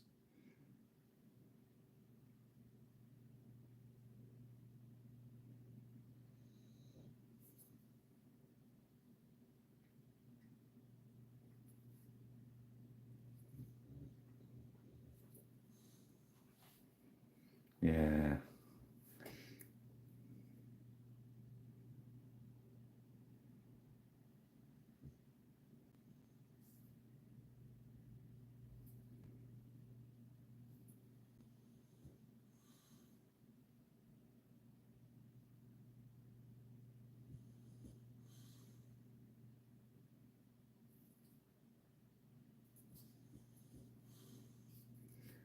Okay, so that's all the browns done. So next we will do is get our black wash, which is dark tone, my medium, and some ink in there. Let's get our rubbishy brush. We go back to our first one to make sure everything's dry first. And we're just gonna bash some of this over it. This will be slightly stronger than Nuln Oil, but Nuln Oil, if that's your poison, it's good. If you're using the Army Painter dark tone, I would advise putting a little bit of medium in there because that's quite strong. I'm going to put a little bit into the black thingy one. It's quilting. There we go.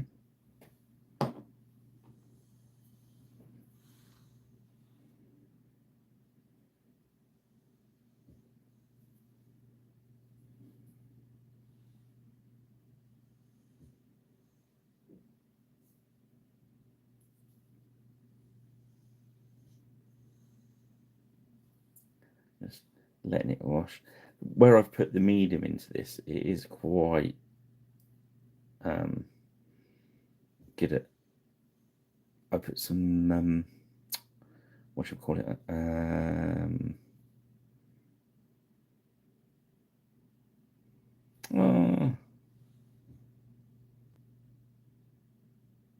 Stuff that breaks the surface tension.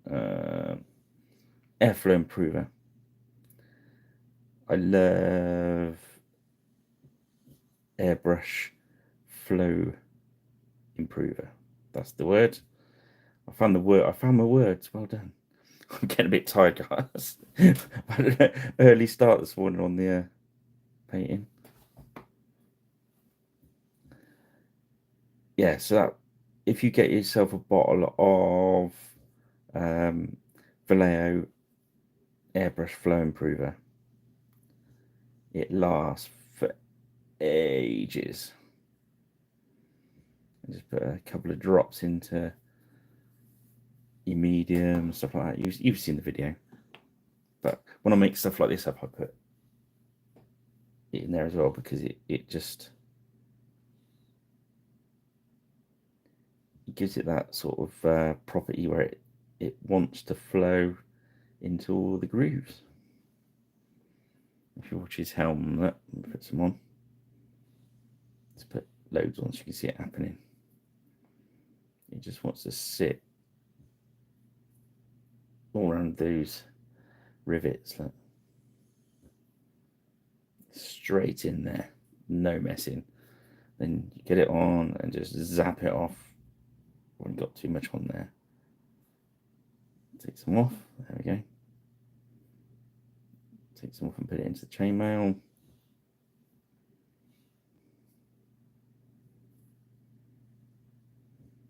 Put some onto that black tabard of his.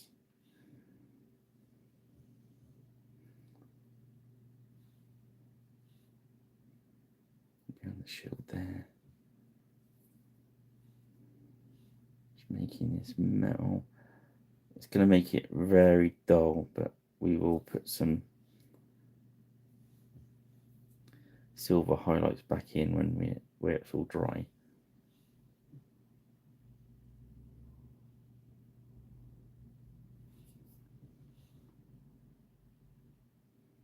I'm sorry about that, guys.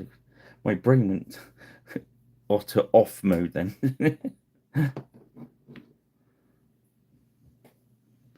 Being very busy. But we're nearly caught up with everything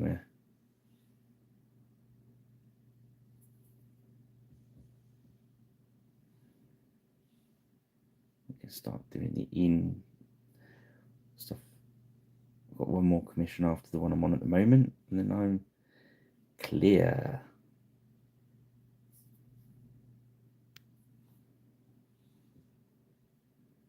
I can get some web pages and stuff done.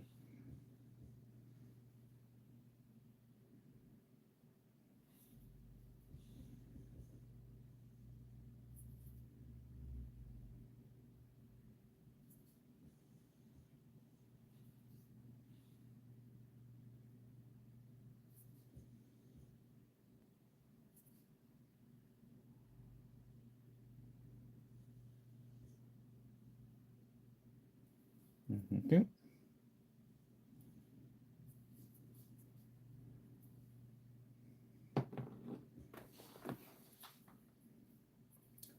Like that, so I know how they're drying.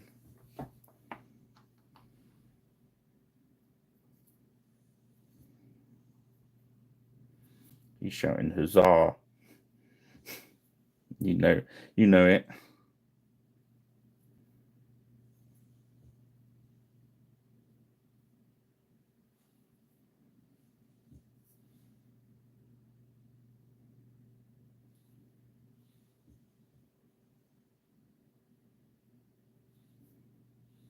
So I don't really mind if I put too much on, because you can take it off again.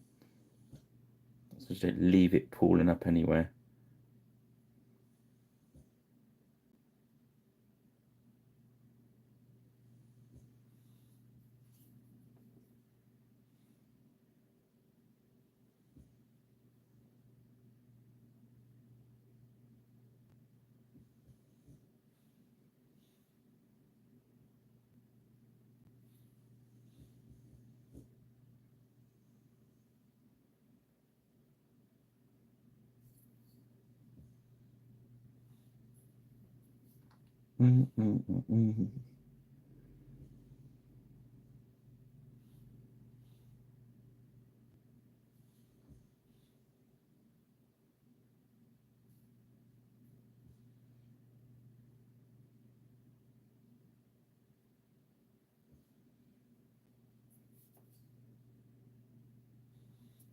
Yeah. Oh, lovely.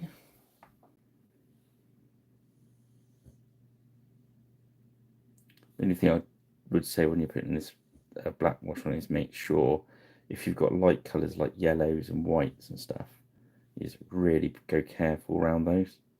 It's not so bad if it touches a bit of red or green or blue, but on that yellow and white it's really gonna show.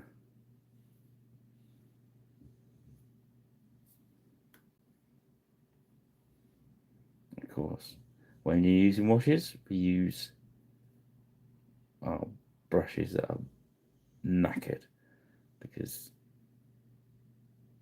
washing that really hurts them.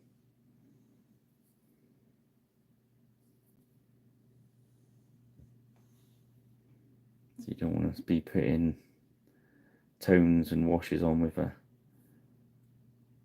your favourite very posh brush that you've spent a fortune on,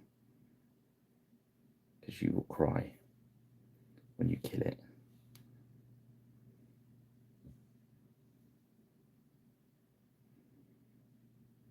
I could explain to you why the wash will kill it, but it's a very tedious thing to explain, and I don't want to. I think I have before on video.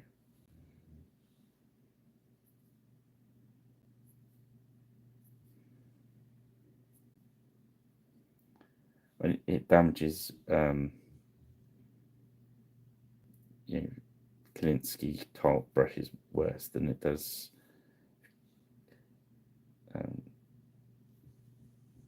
acrylic brushes. Is that the right word? Synthetic. Sorry, acrylic, synthetic. Get yourself a synthetic brush to put it on there. In fairness, it flows better off a synthetic brush anyway, because it does.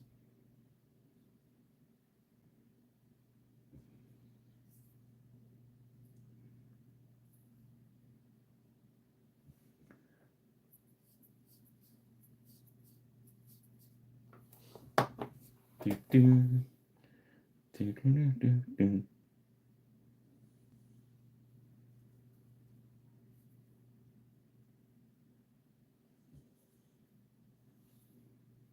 Doing 218. I'm not doing too bad.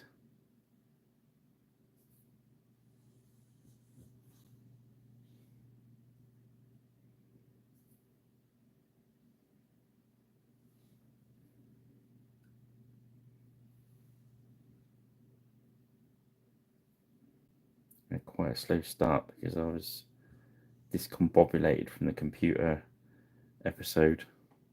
It's amazing I've actually managed to make a website, really. I mean, it's quite... I feel quite a sense of achievement when I managed to switch my computer on.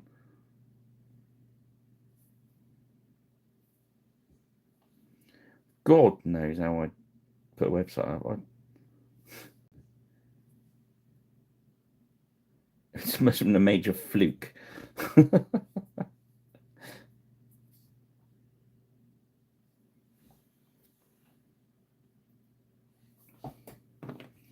Right, so that's me black tone on. So now I can just match the colours up. I'm just bosh. Bosh, bosh, bosh, bosh, bosh. Right, let's start with red. Where's my red tone? Red tone. So we're going to do nothing fancy. We're just going to match the colours. The colours.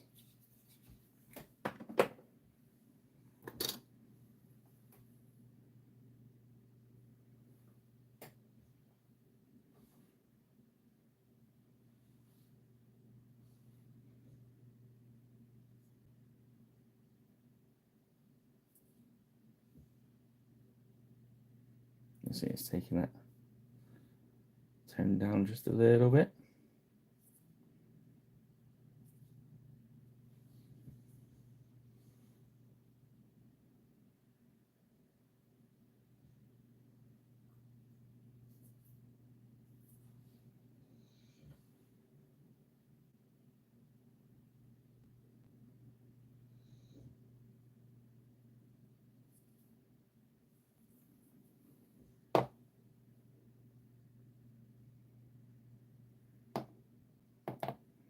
Moving across if they haven't got red on them, just to keep the miniatures in the rotation they're in, so you get the drying times. It's doubly important now you're using the washes that you kind of give them as much chance to dry as you can,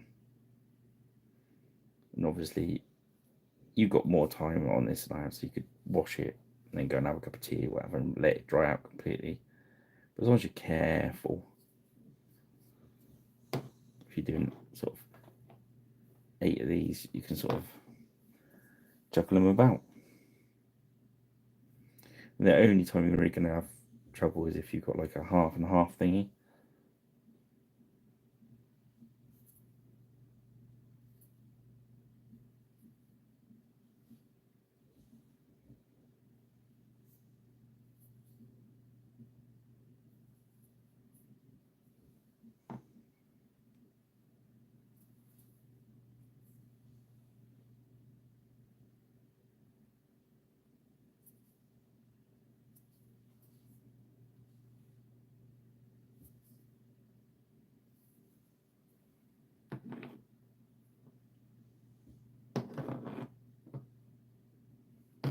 That's the red.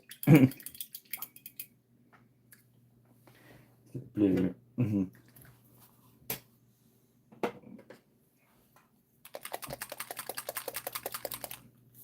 Do do do do do. I'm blue. Da da da da dee. Back to the first one.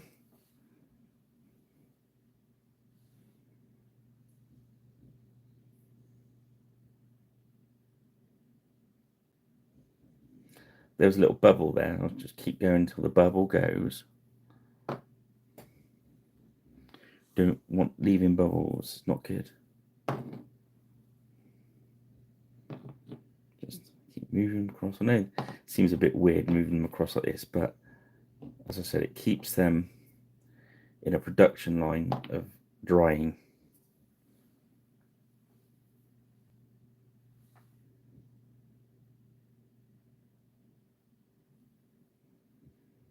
So we're just looking for kind of a nice tabletop look to them, you know.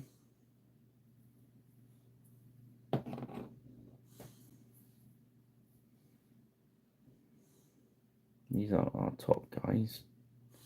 These are our... Oh, pardon me. These are our main force, I suppose. These are warriors.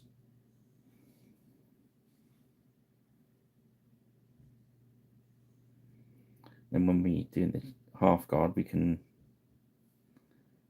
really fancy them up. I think that's the right word. Fancy them up. Right, it's green tone. Not a lot of that left, but I've bought another one.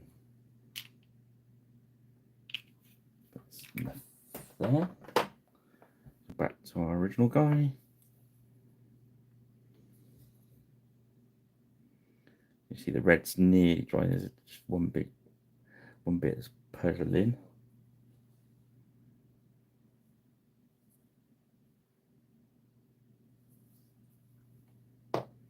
This is where we talk about the way we work is so you can carry on if you want to, if you know what I mean. So we want to get them to a stage where they're ready to use. But if you wanted to pick them up again and paint some more into them, that's what you can do.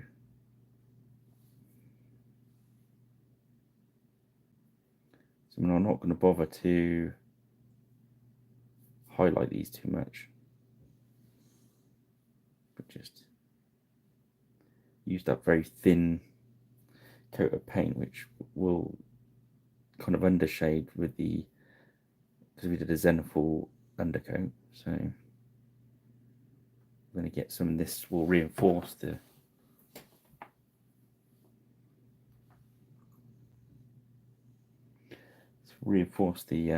contrast in the shade.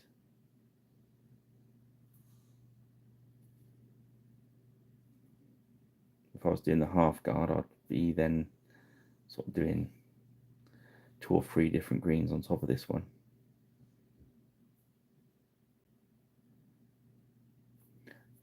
If you want to invest the time to do it,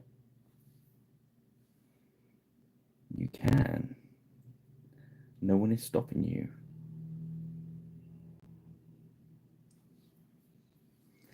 Literally, I'm just showing you how to get them to the table nice and quick so they look decent.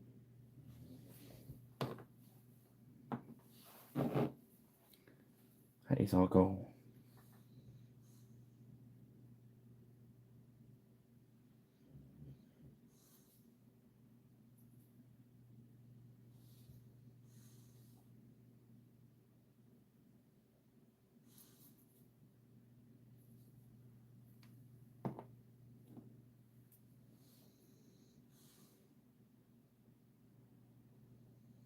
If you think about it, if I can get these done, it was 2.5 hours.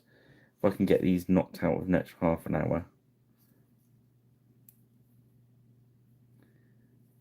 we're talking 3 hours for 8 miniatures.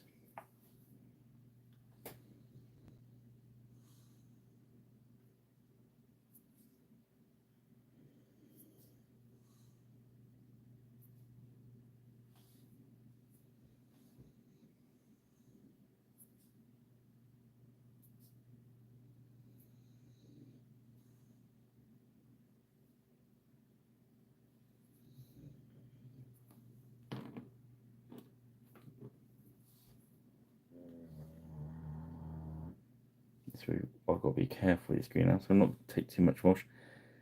I'm staying away from the white here. And rather than a wash, I'm just giving it a nice paint over, if you know what I mean. I don't want it running down into that white.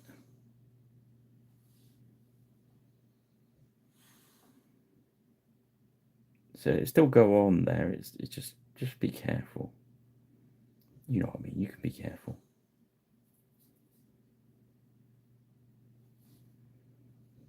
Yeah, Rich, I'm looking at you.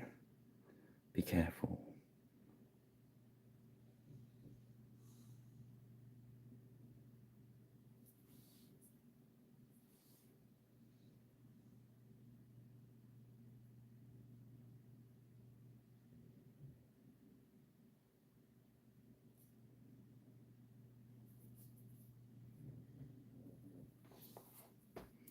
There we go. That's green.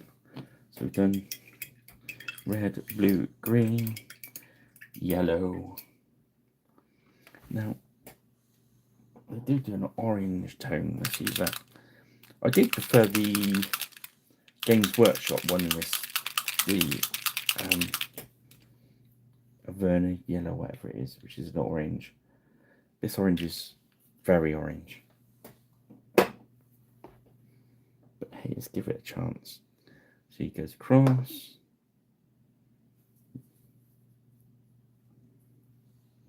Well, we probably have to come back and highlight the yellows back out, but that's not a surprise.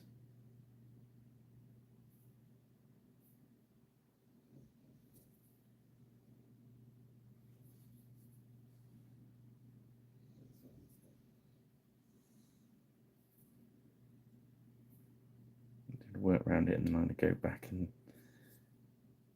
take some off. So it's very strong, this orange. Yeah, Cassandra yellow is, it's got that orange feel, but it's still very softer in this. If you look at this one, it's a proper orange one, which is good, but it does tend to, when it dries, if you leave it puddly, it will tea stain.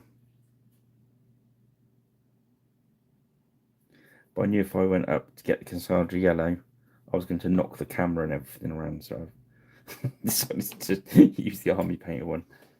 Seemed a good reason.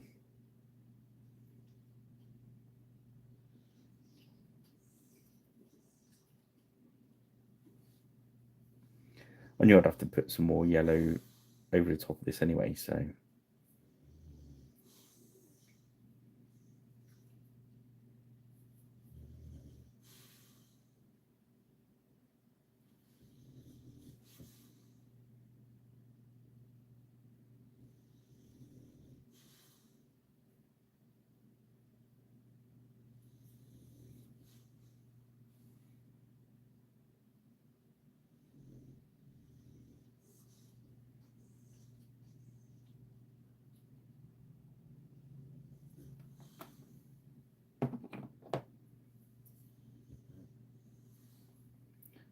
yeah, so just we've done blue, we've done green, we've done red. We're not touching the white with a wash at the moment, but I'll probably do a light tone or a soft tone over those, make them look a bit. So I've used the beige there, so I'll probably put a little bit of wash on and then highlight them back out with some white.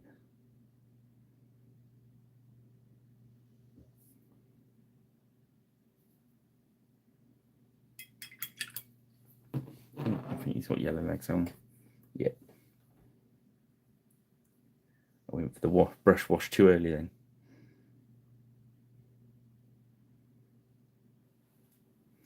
That's not too bad though. One thing you've got to watch when you paint a big batch of miniatures is you don't let your brush dry out. So you wouldn't do it with this, but if you're using like a lot of metallic, say for instance you're painting a lot of gunmetal there, it can dry in your brush and that knackers your brush too. Okay, it's greedy gold time. That's a t-shirt waiting to be made, isn't it? I'll have to talk to Army Painter. It's greedy gold time.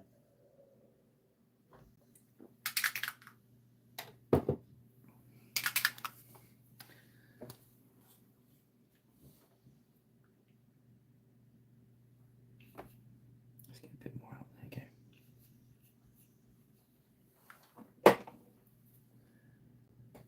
So let's should be alright with this crappy brush still.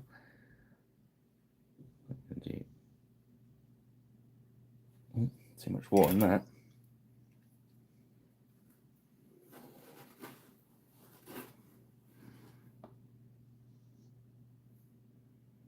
So I'm going to do pommels. No, this brush is knackered. I have to kill this one. Not too worried because these are only cheap brushes. So.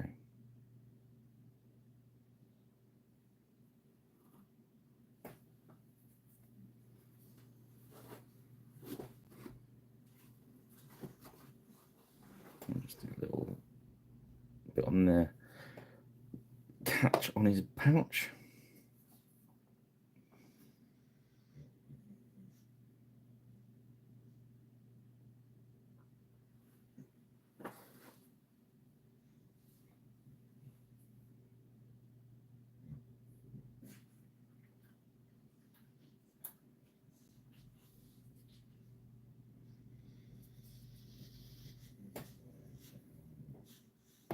They're getting there now, aren't they?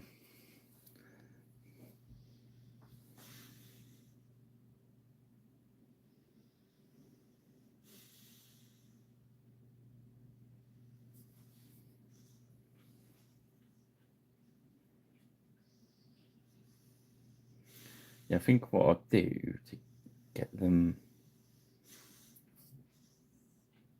I'll try and do some other videos to get them finished before the show, so I can take them to the show. And then they could be on the front of the table.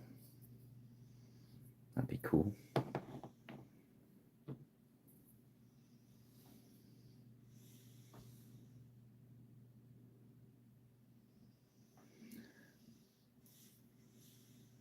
What I did with that, the orange tone, is I've put on a bit thinner than I have done fast. It seems to be dry and nicer, but you'll see when it's settled in those grooves, it's going to be very strong.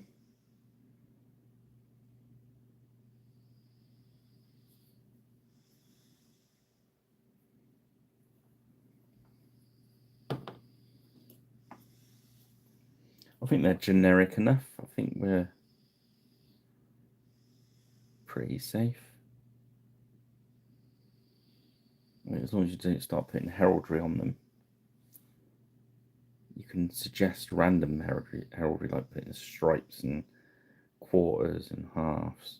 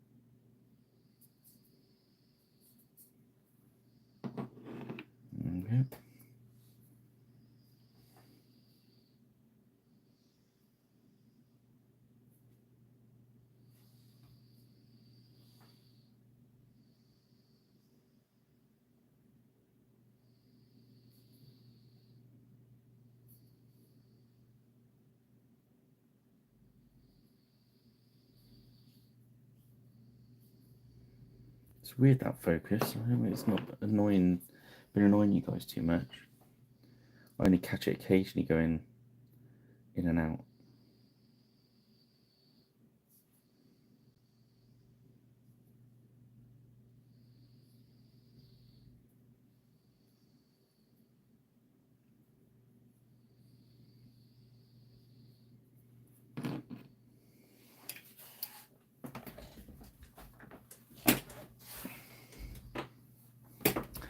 Okay, let's do Rich's favourite bit.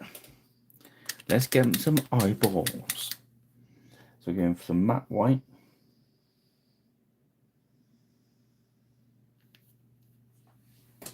We get our Psycho brush.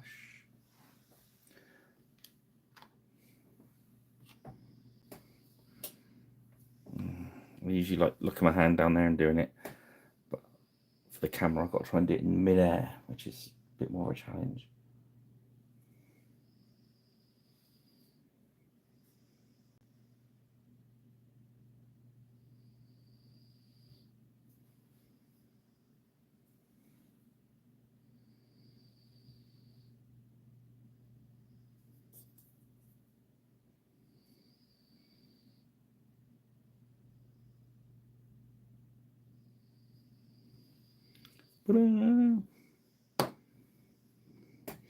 So let's go for it. How to do it. Hand against the desk. It's not a good one to show you with the helmet like that. Yes.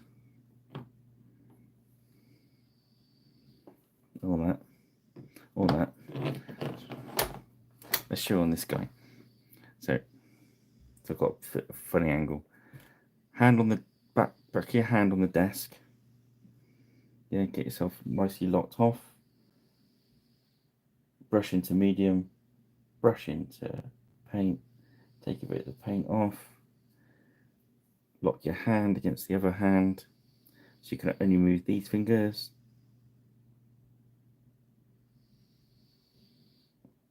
Just paint across the eyeball. Gently down it. There we go. That's that right, last one on the side, and then do the other one. Fill up with paint again, take it off, lock everything off, put your elbows into your sides, take a deep breath, hold your breath. Some people hold their breath, some people don't. I generally hold my breath, which means usually when I just have to stop talking when we're doing it, you know the score. So if I can do one in mid-air again, these are a bit tricky because you've got to get under the ridge of the helmet there. There we go. Well, that orange has worked well. The trick with that orange, the armpit orange, then is to really thin it out.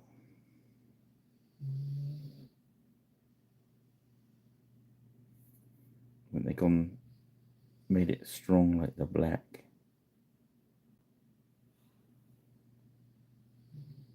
You can get to this one's teeth as well.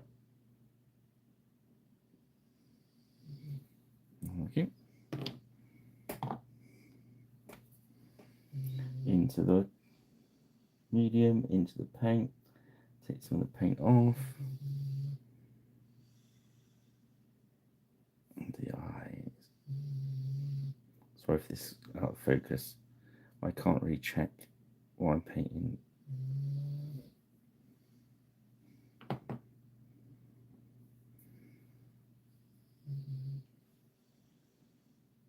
Let's face it, when they're under there, people aren't likely to know if you've painted them in there or not. So don't beat yourself up about it. But I know people say at that scale you're not going to see their eyes, blah blah blah blah blah blah. But I think it does a number of good things. When you first do them, eyeballs, they're very hard to get right, if you know what I mean. But it's one of those things, if you keep going at it, you'll get it.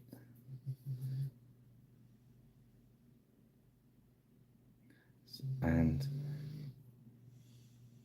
I think it improves stuff like your brush control and you locking your hands in the right positions. There's loads of benefits other than just painting an eyeball. So if you have a go and your wife laughs at you, keep going. Because you will laugh last, and he who laughs laughs longest. God, that's a tongue twister, that one, isn't it?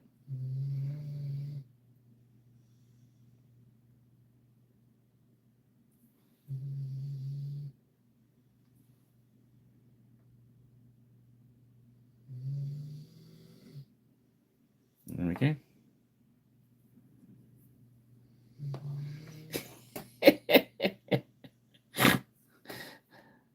Does that make you a necromancer, Rich?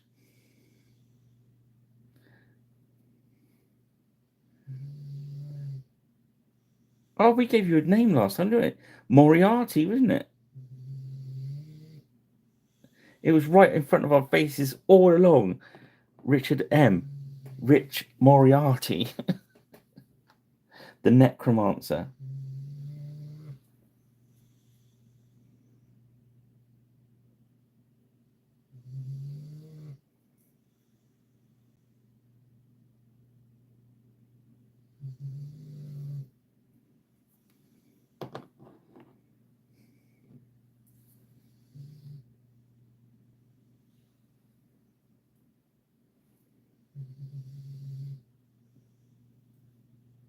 In some sculpts, it's I think it's a in thing for some firms to,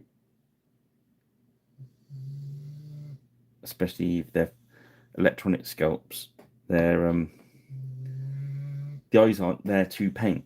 You sometimes you have to admit defeat and think, well, if I paint eyeballs on this, I quite look at it and think, oh, they're going to look silly. But this one, look, can we get on camera? No, it's too much shadow. Sometimes you can do one, and you should never try and paint the black dot centrally. Always go one side or the other. Just off center, basically, and then match the second dot up to the one that you've just done.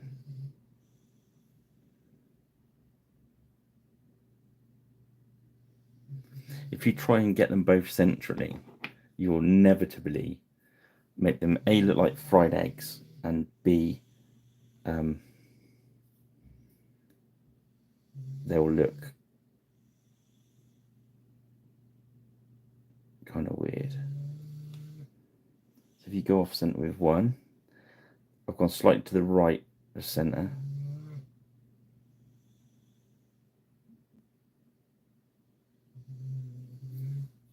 There we go.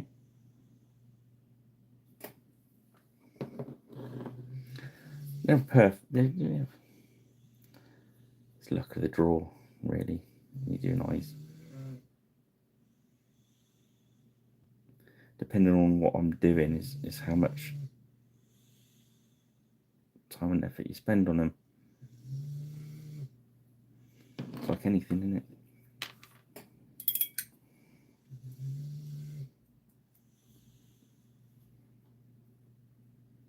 Put the cap back on. Boop, boop, boop. Right, next I'm going to grab my insane detail, which is the next brush up, and I'm going to highlight out the flesh colours. Agate skin. We're coming up 2 hours 47 minutes, so about 3 hours that if I wasn't on camera and I wasn't tired, we'd have bashed these out in 3 hours. Easy. So we're going to highlight the face, so it's down the bridge of the nose, cheekbone, that top lip, There we go. And you can take this opportunity to, if he's got a bit of a boggly eye, you can take a bit of the eye. There we go. A bit medium. Down the bridge of the nose. Cheek, cheek, lip, chin. He's got his hands out with his gloves as well. So going knuckles and knuckle joints. There we go.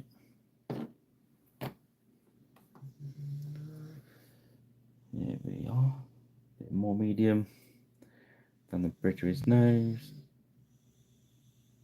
Cheeks. Chin.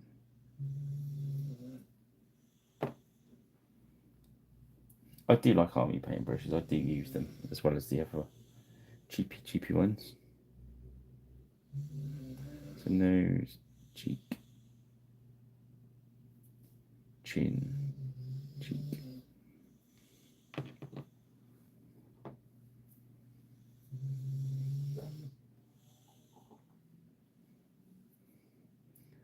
Nose, cheek, cheek.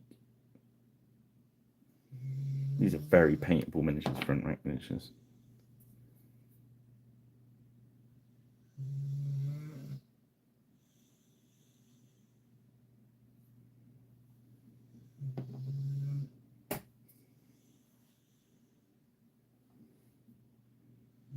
Nose.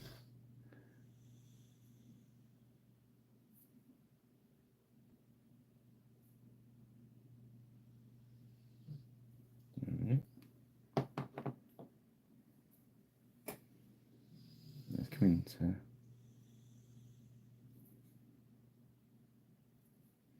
Right, we'll have a quick look. There's some bits I've got to still do on these.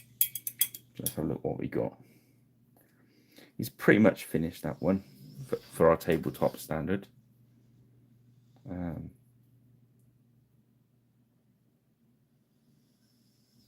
Maybe I'll drop a wash.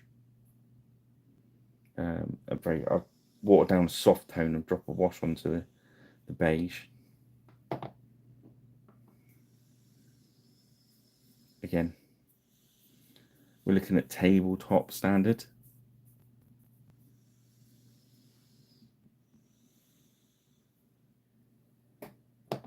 These are our warriors, not our.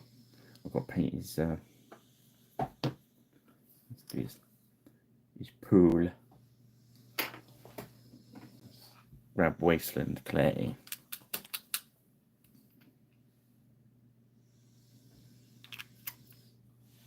I like to get them finished to tabletop, and then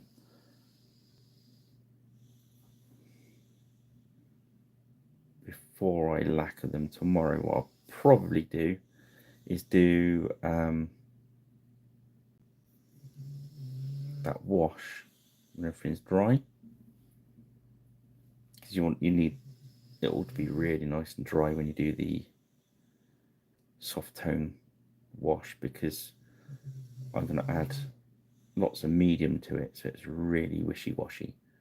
So it literally will only go into those low places, and it won't change the colours of the white. But whilst I'm at it, I might highlight definitely the yellow. Remember, I've only done base colours and wash, so they could all do at least one highlight. He's pretty good. His sleeves, I missed his sleeves. So let's grab some.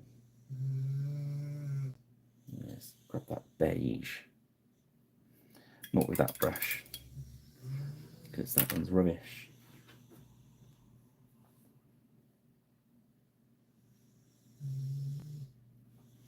So,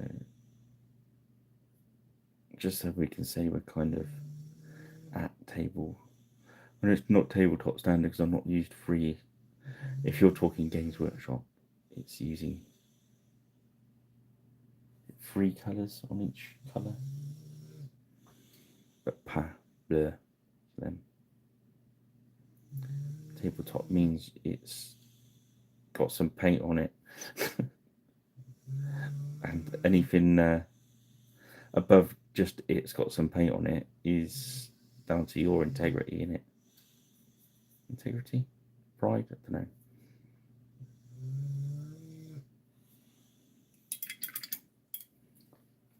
This it's got that brown.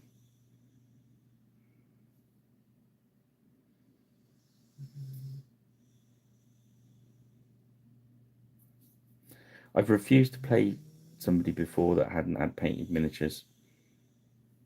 But I've never. I like seeing people's painted miniatures. That's what I'm in the game for.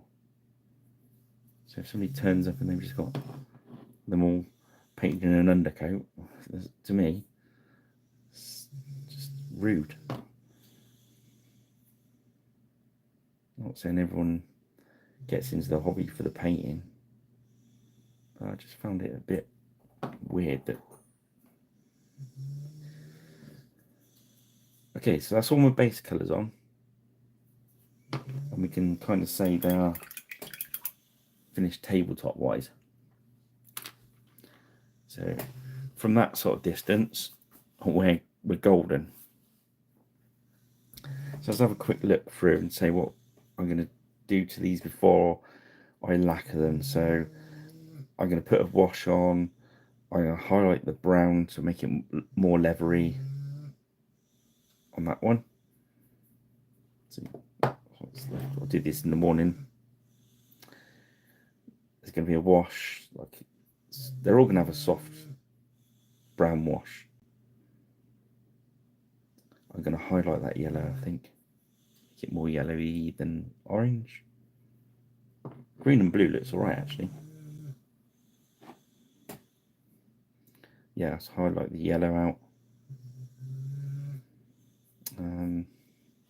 Probably put a flesh wash over the greedy gold.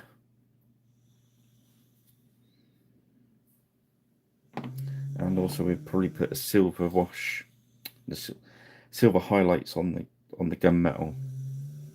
That black's gone really nice on that.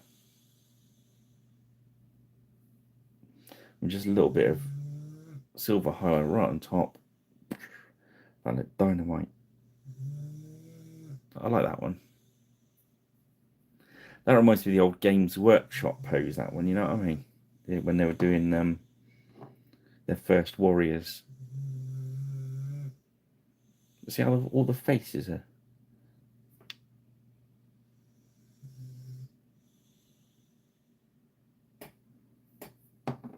Yeah, so he's going to have a soft tone wash and probably a yellow highlight.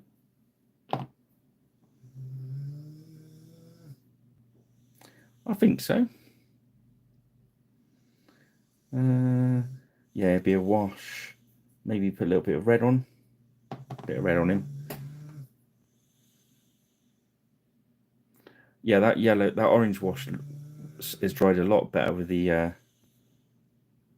bit of medium in it. It's got a really nice tone there, look. Nice. There we go. I think for tonight, they're done. They're more or less done. A couple of bit more, probably about 20 minutes on those in the morning. They'll be ready to lacquer. So nearly finished the 8 of them in 3 hours. Look, 2 hours 56. We're going to leave it there, I think. Thank you for joining me. Bit of a long one, that one. See you next Friday. He says questioningly. I think I should be able to do next Friday, because next Sunday I'll be on my long trip to. Where am I going? Aldersley, Allen, wherever it is. I'm going. My war game show, and hopefully I'll bump into some guys I know, because I know there's a few guys from Brum. Yeah.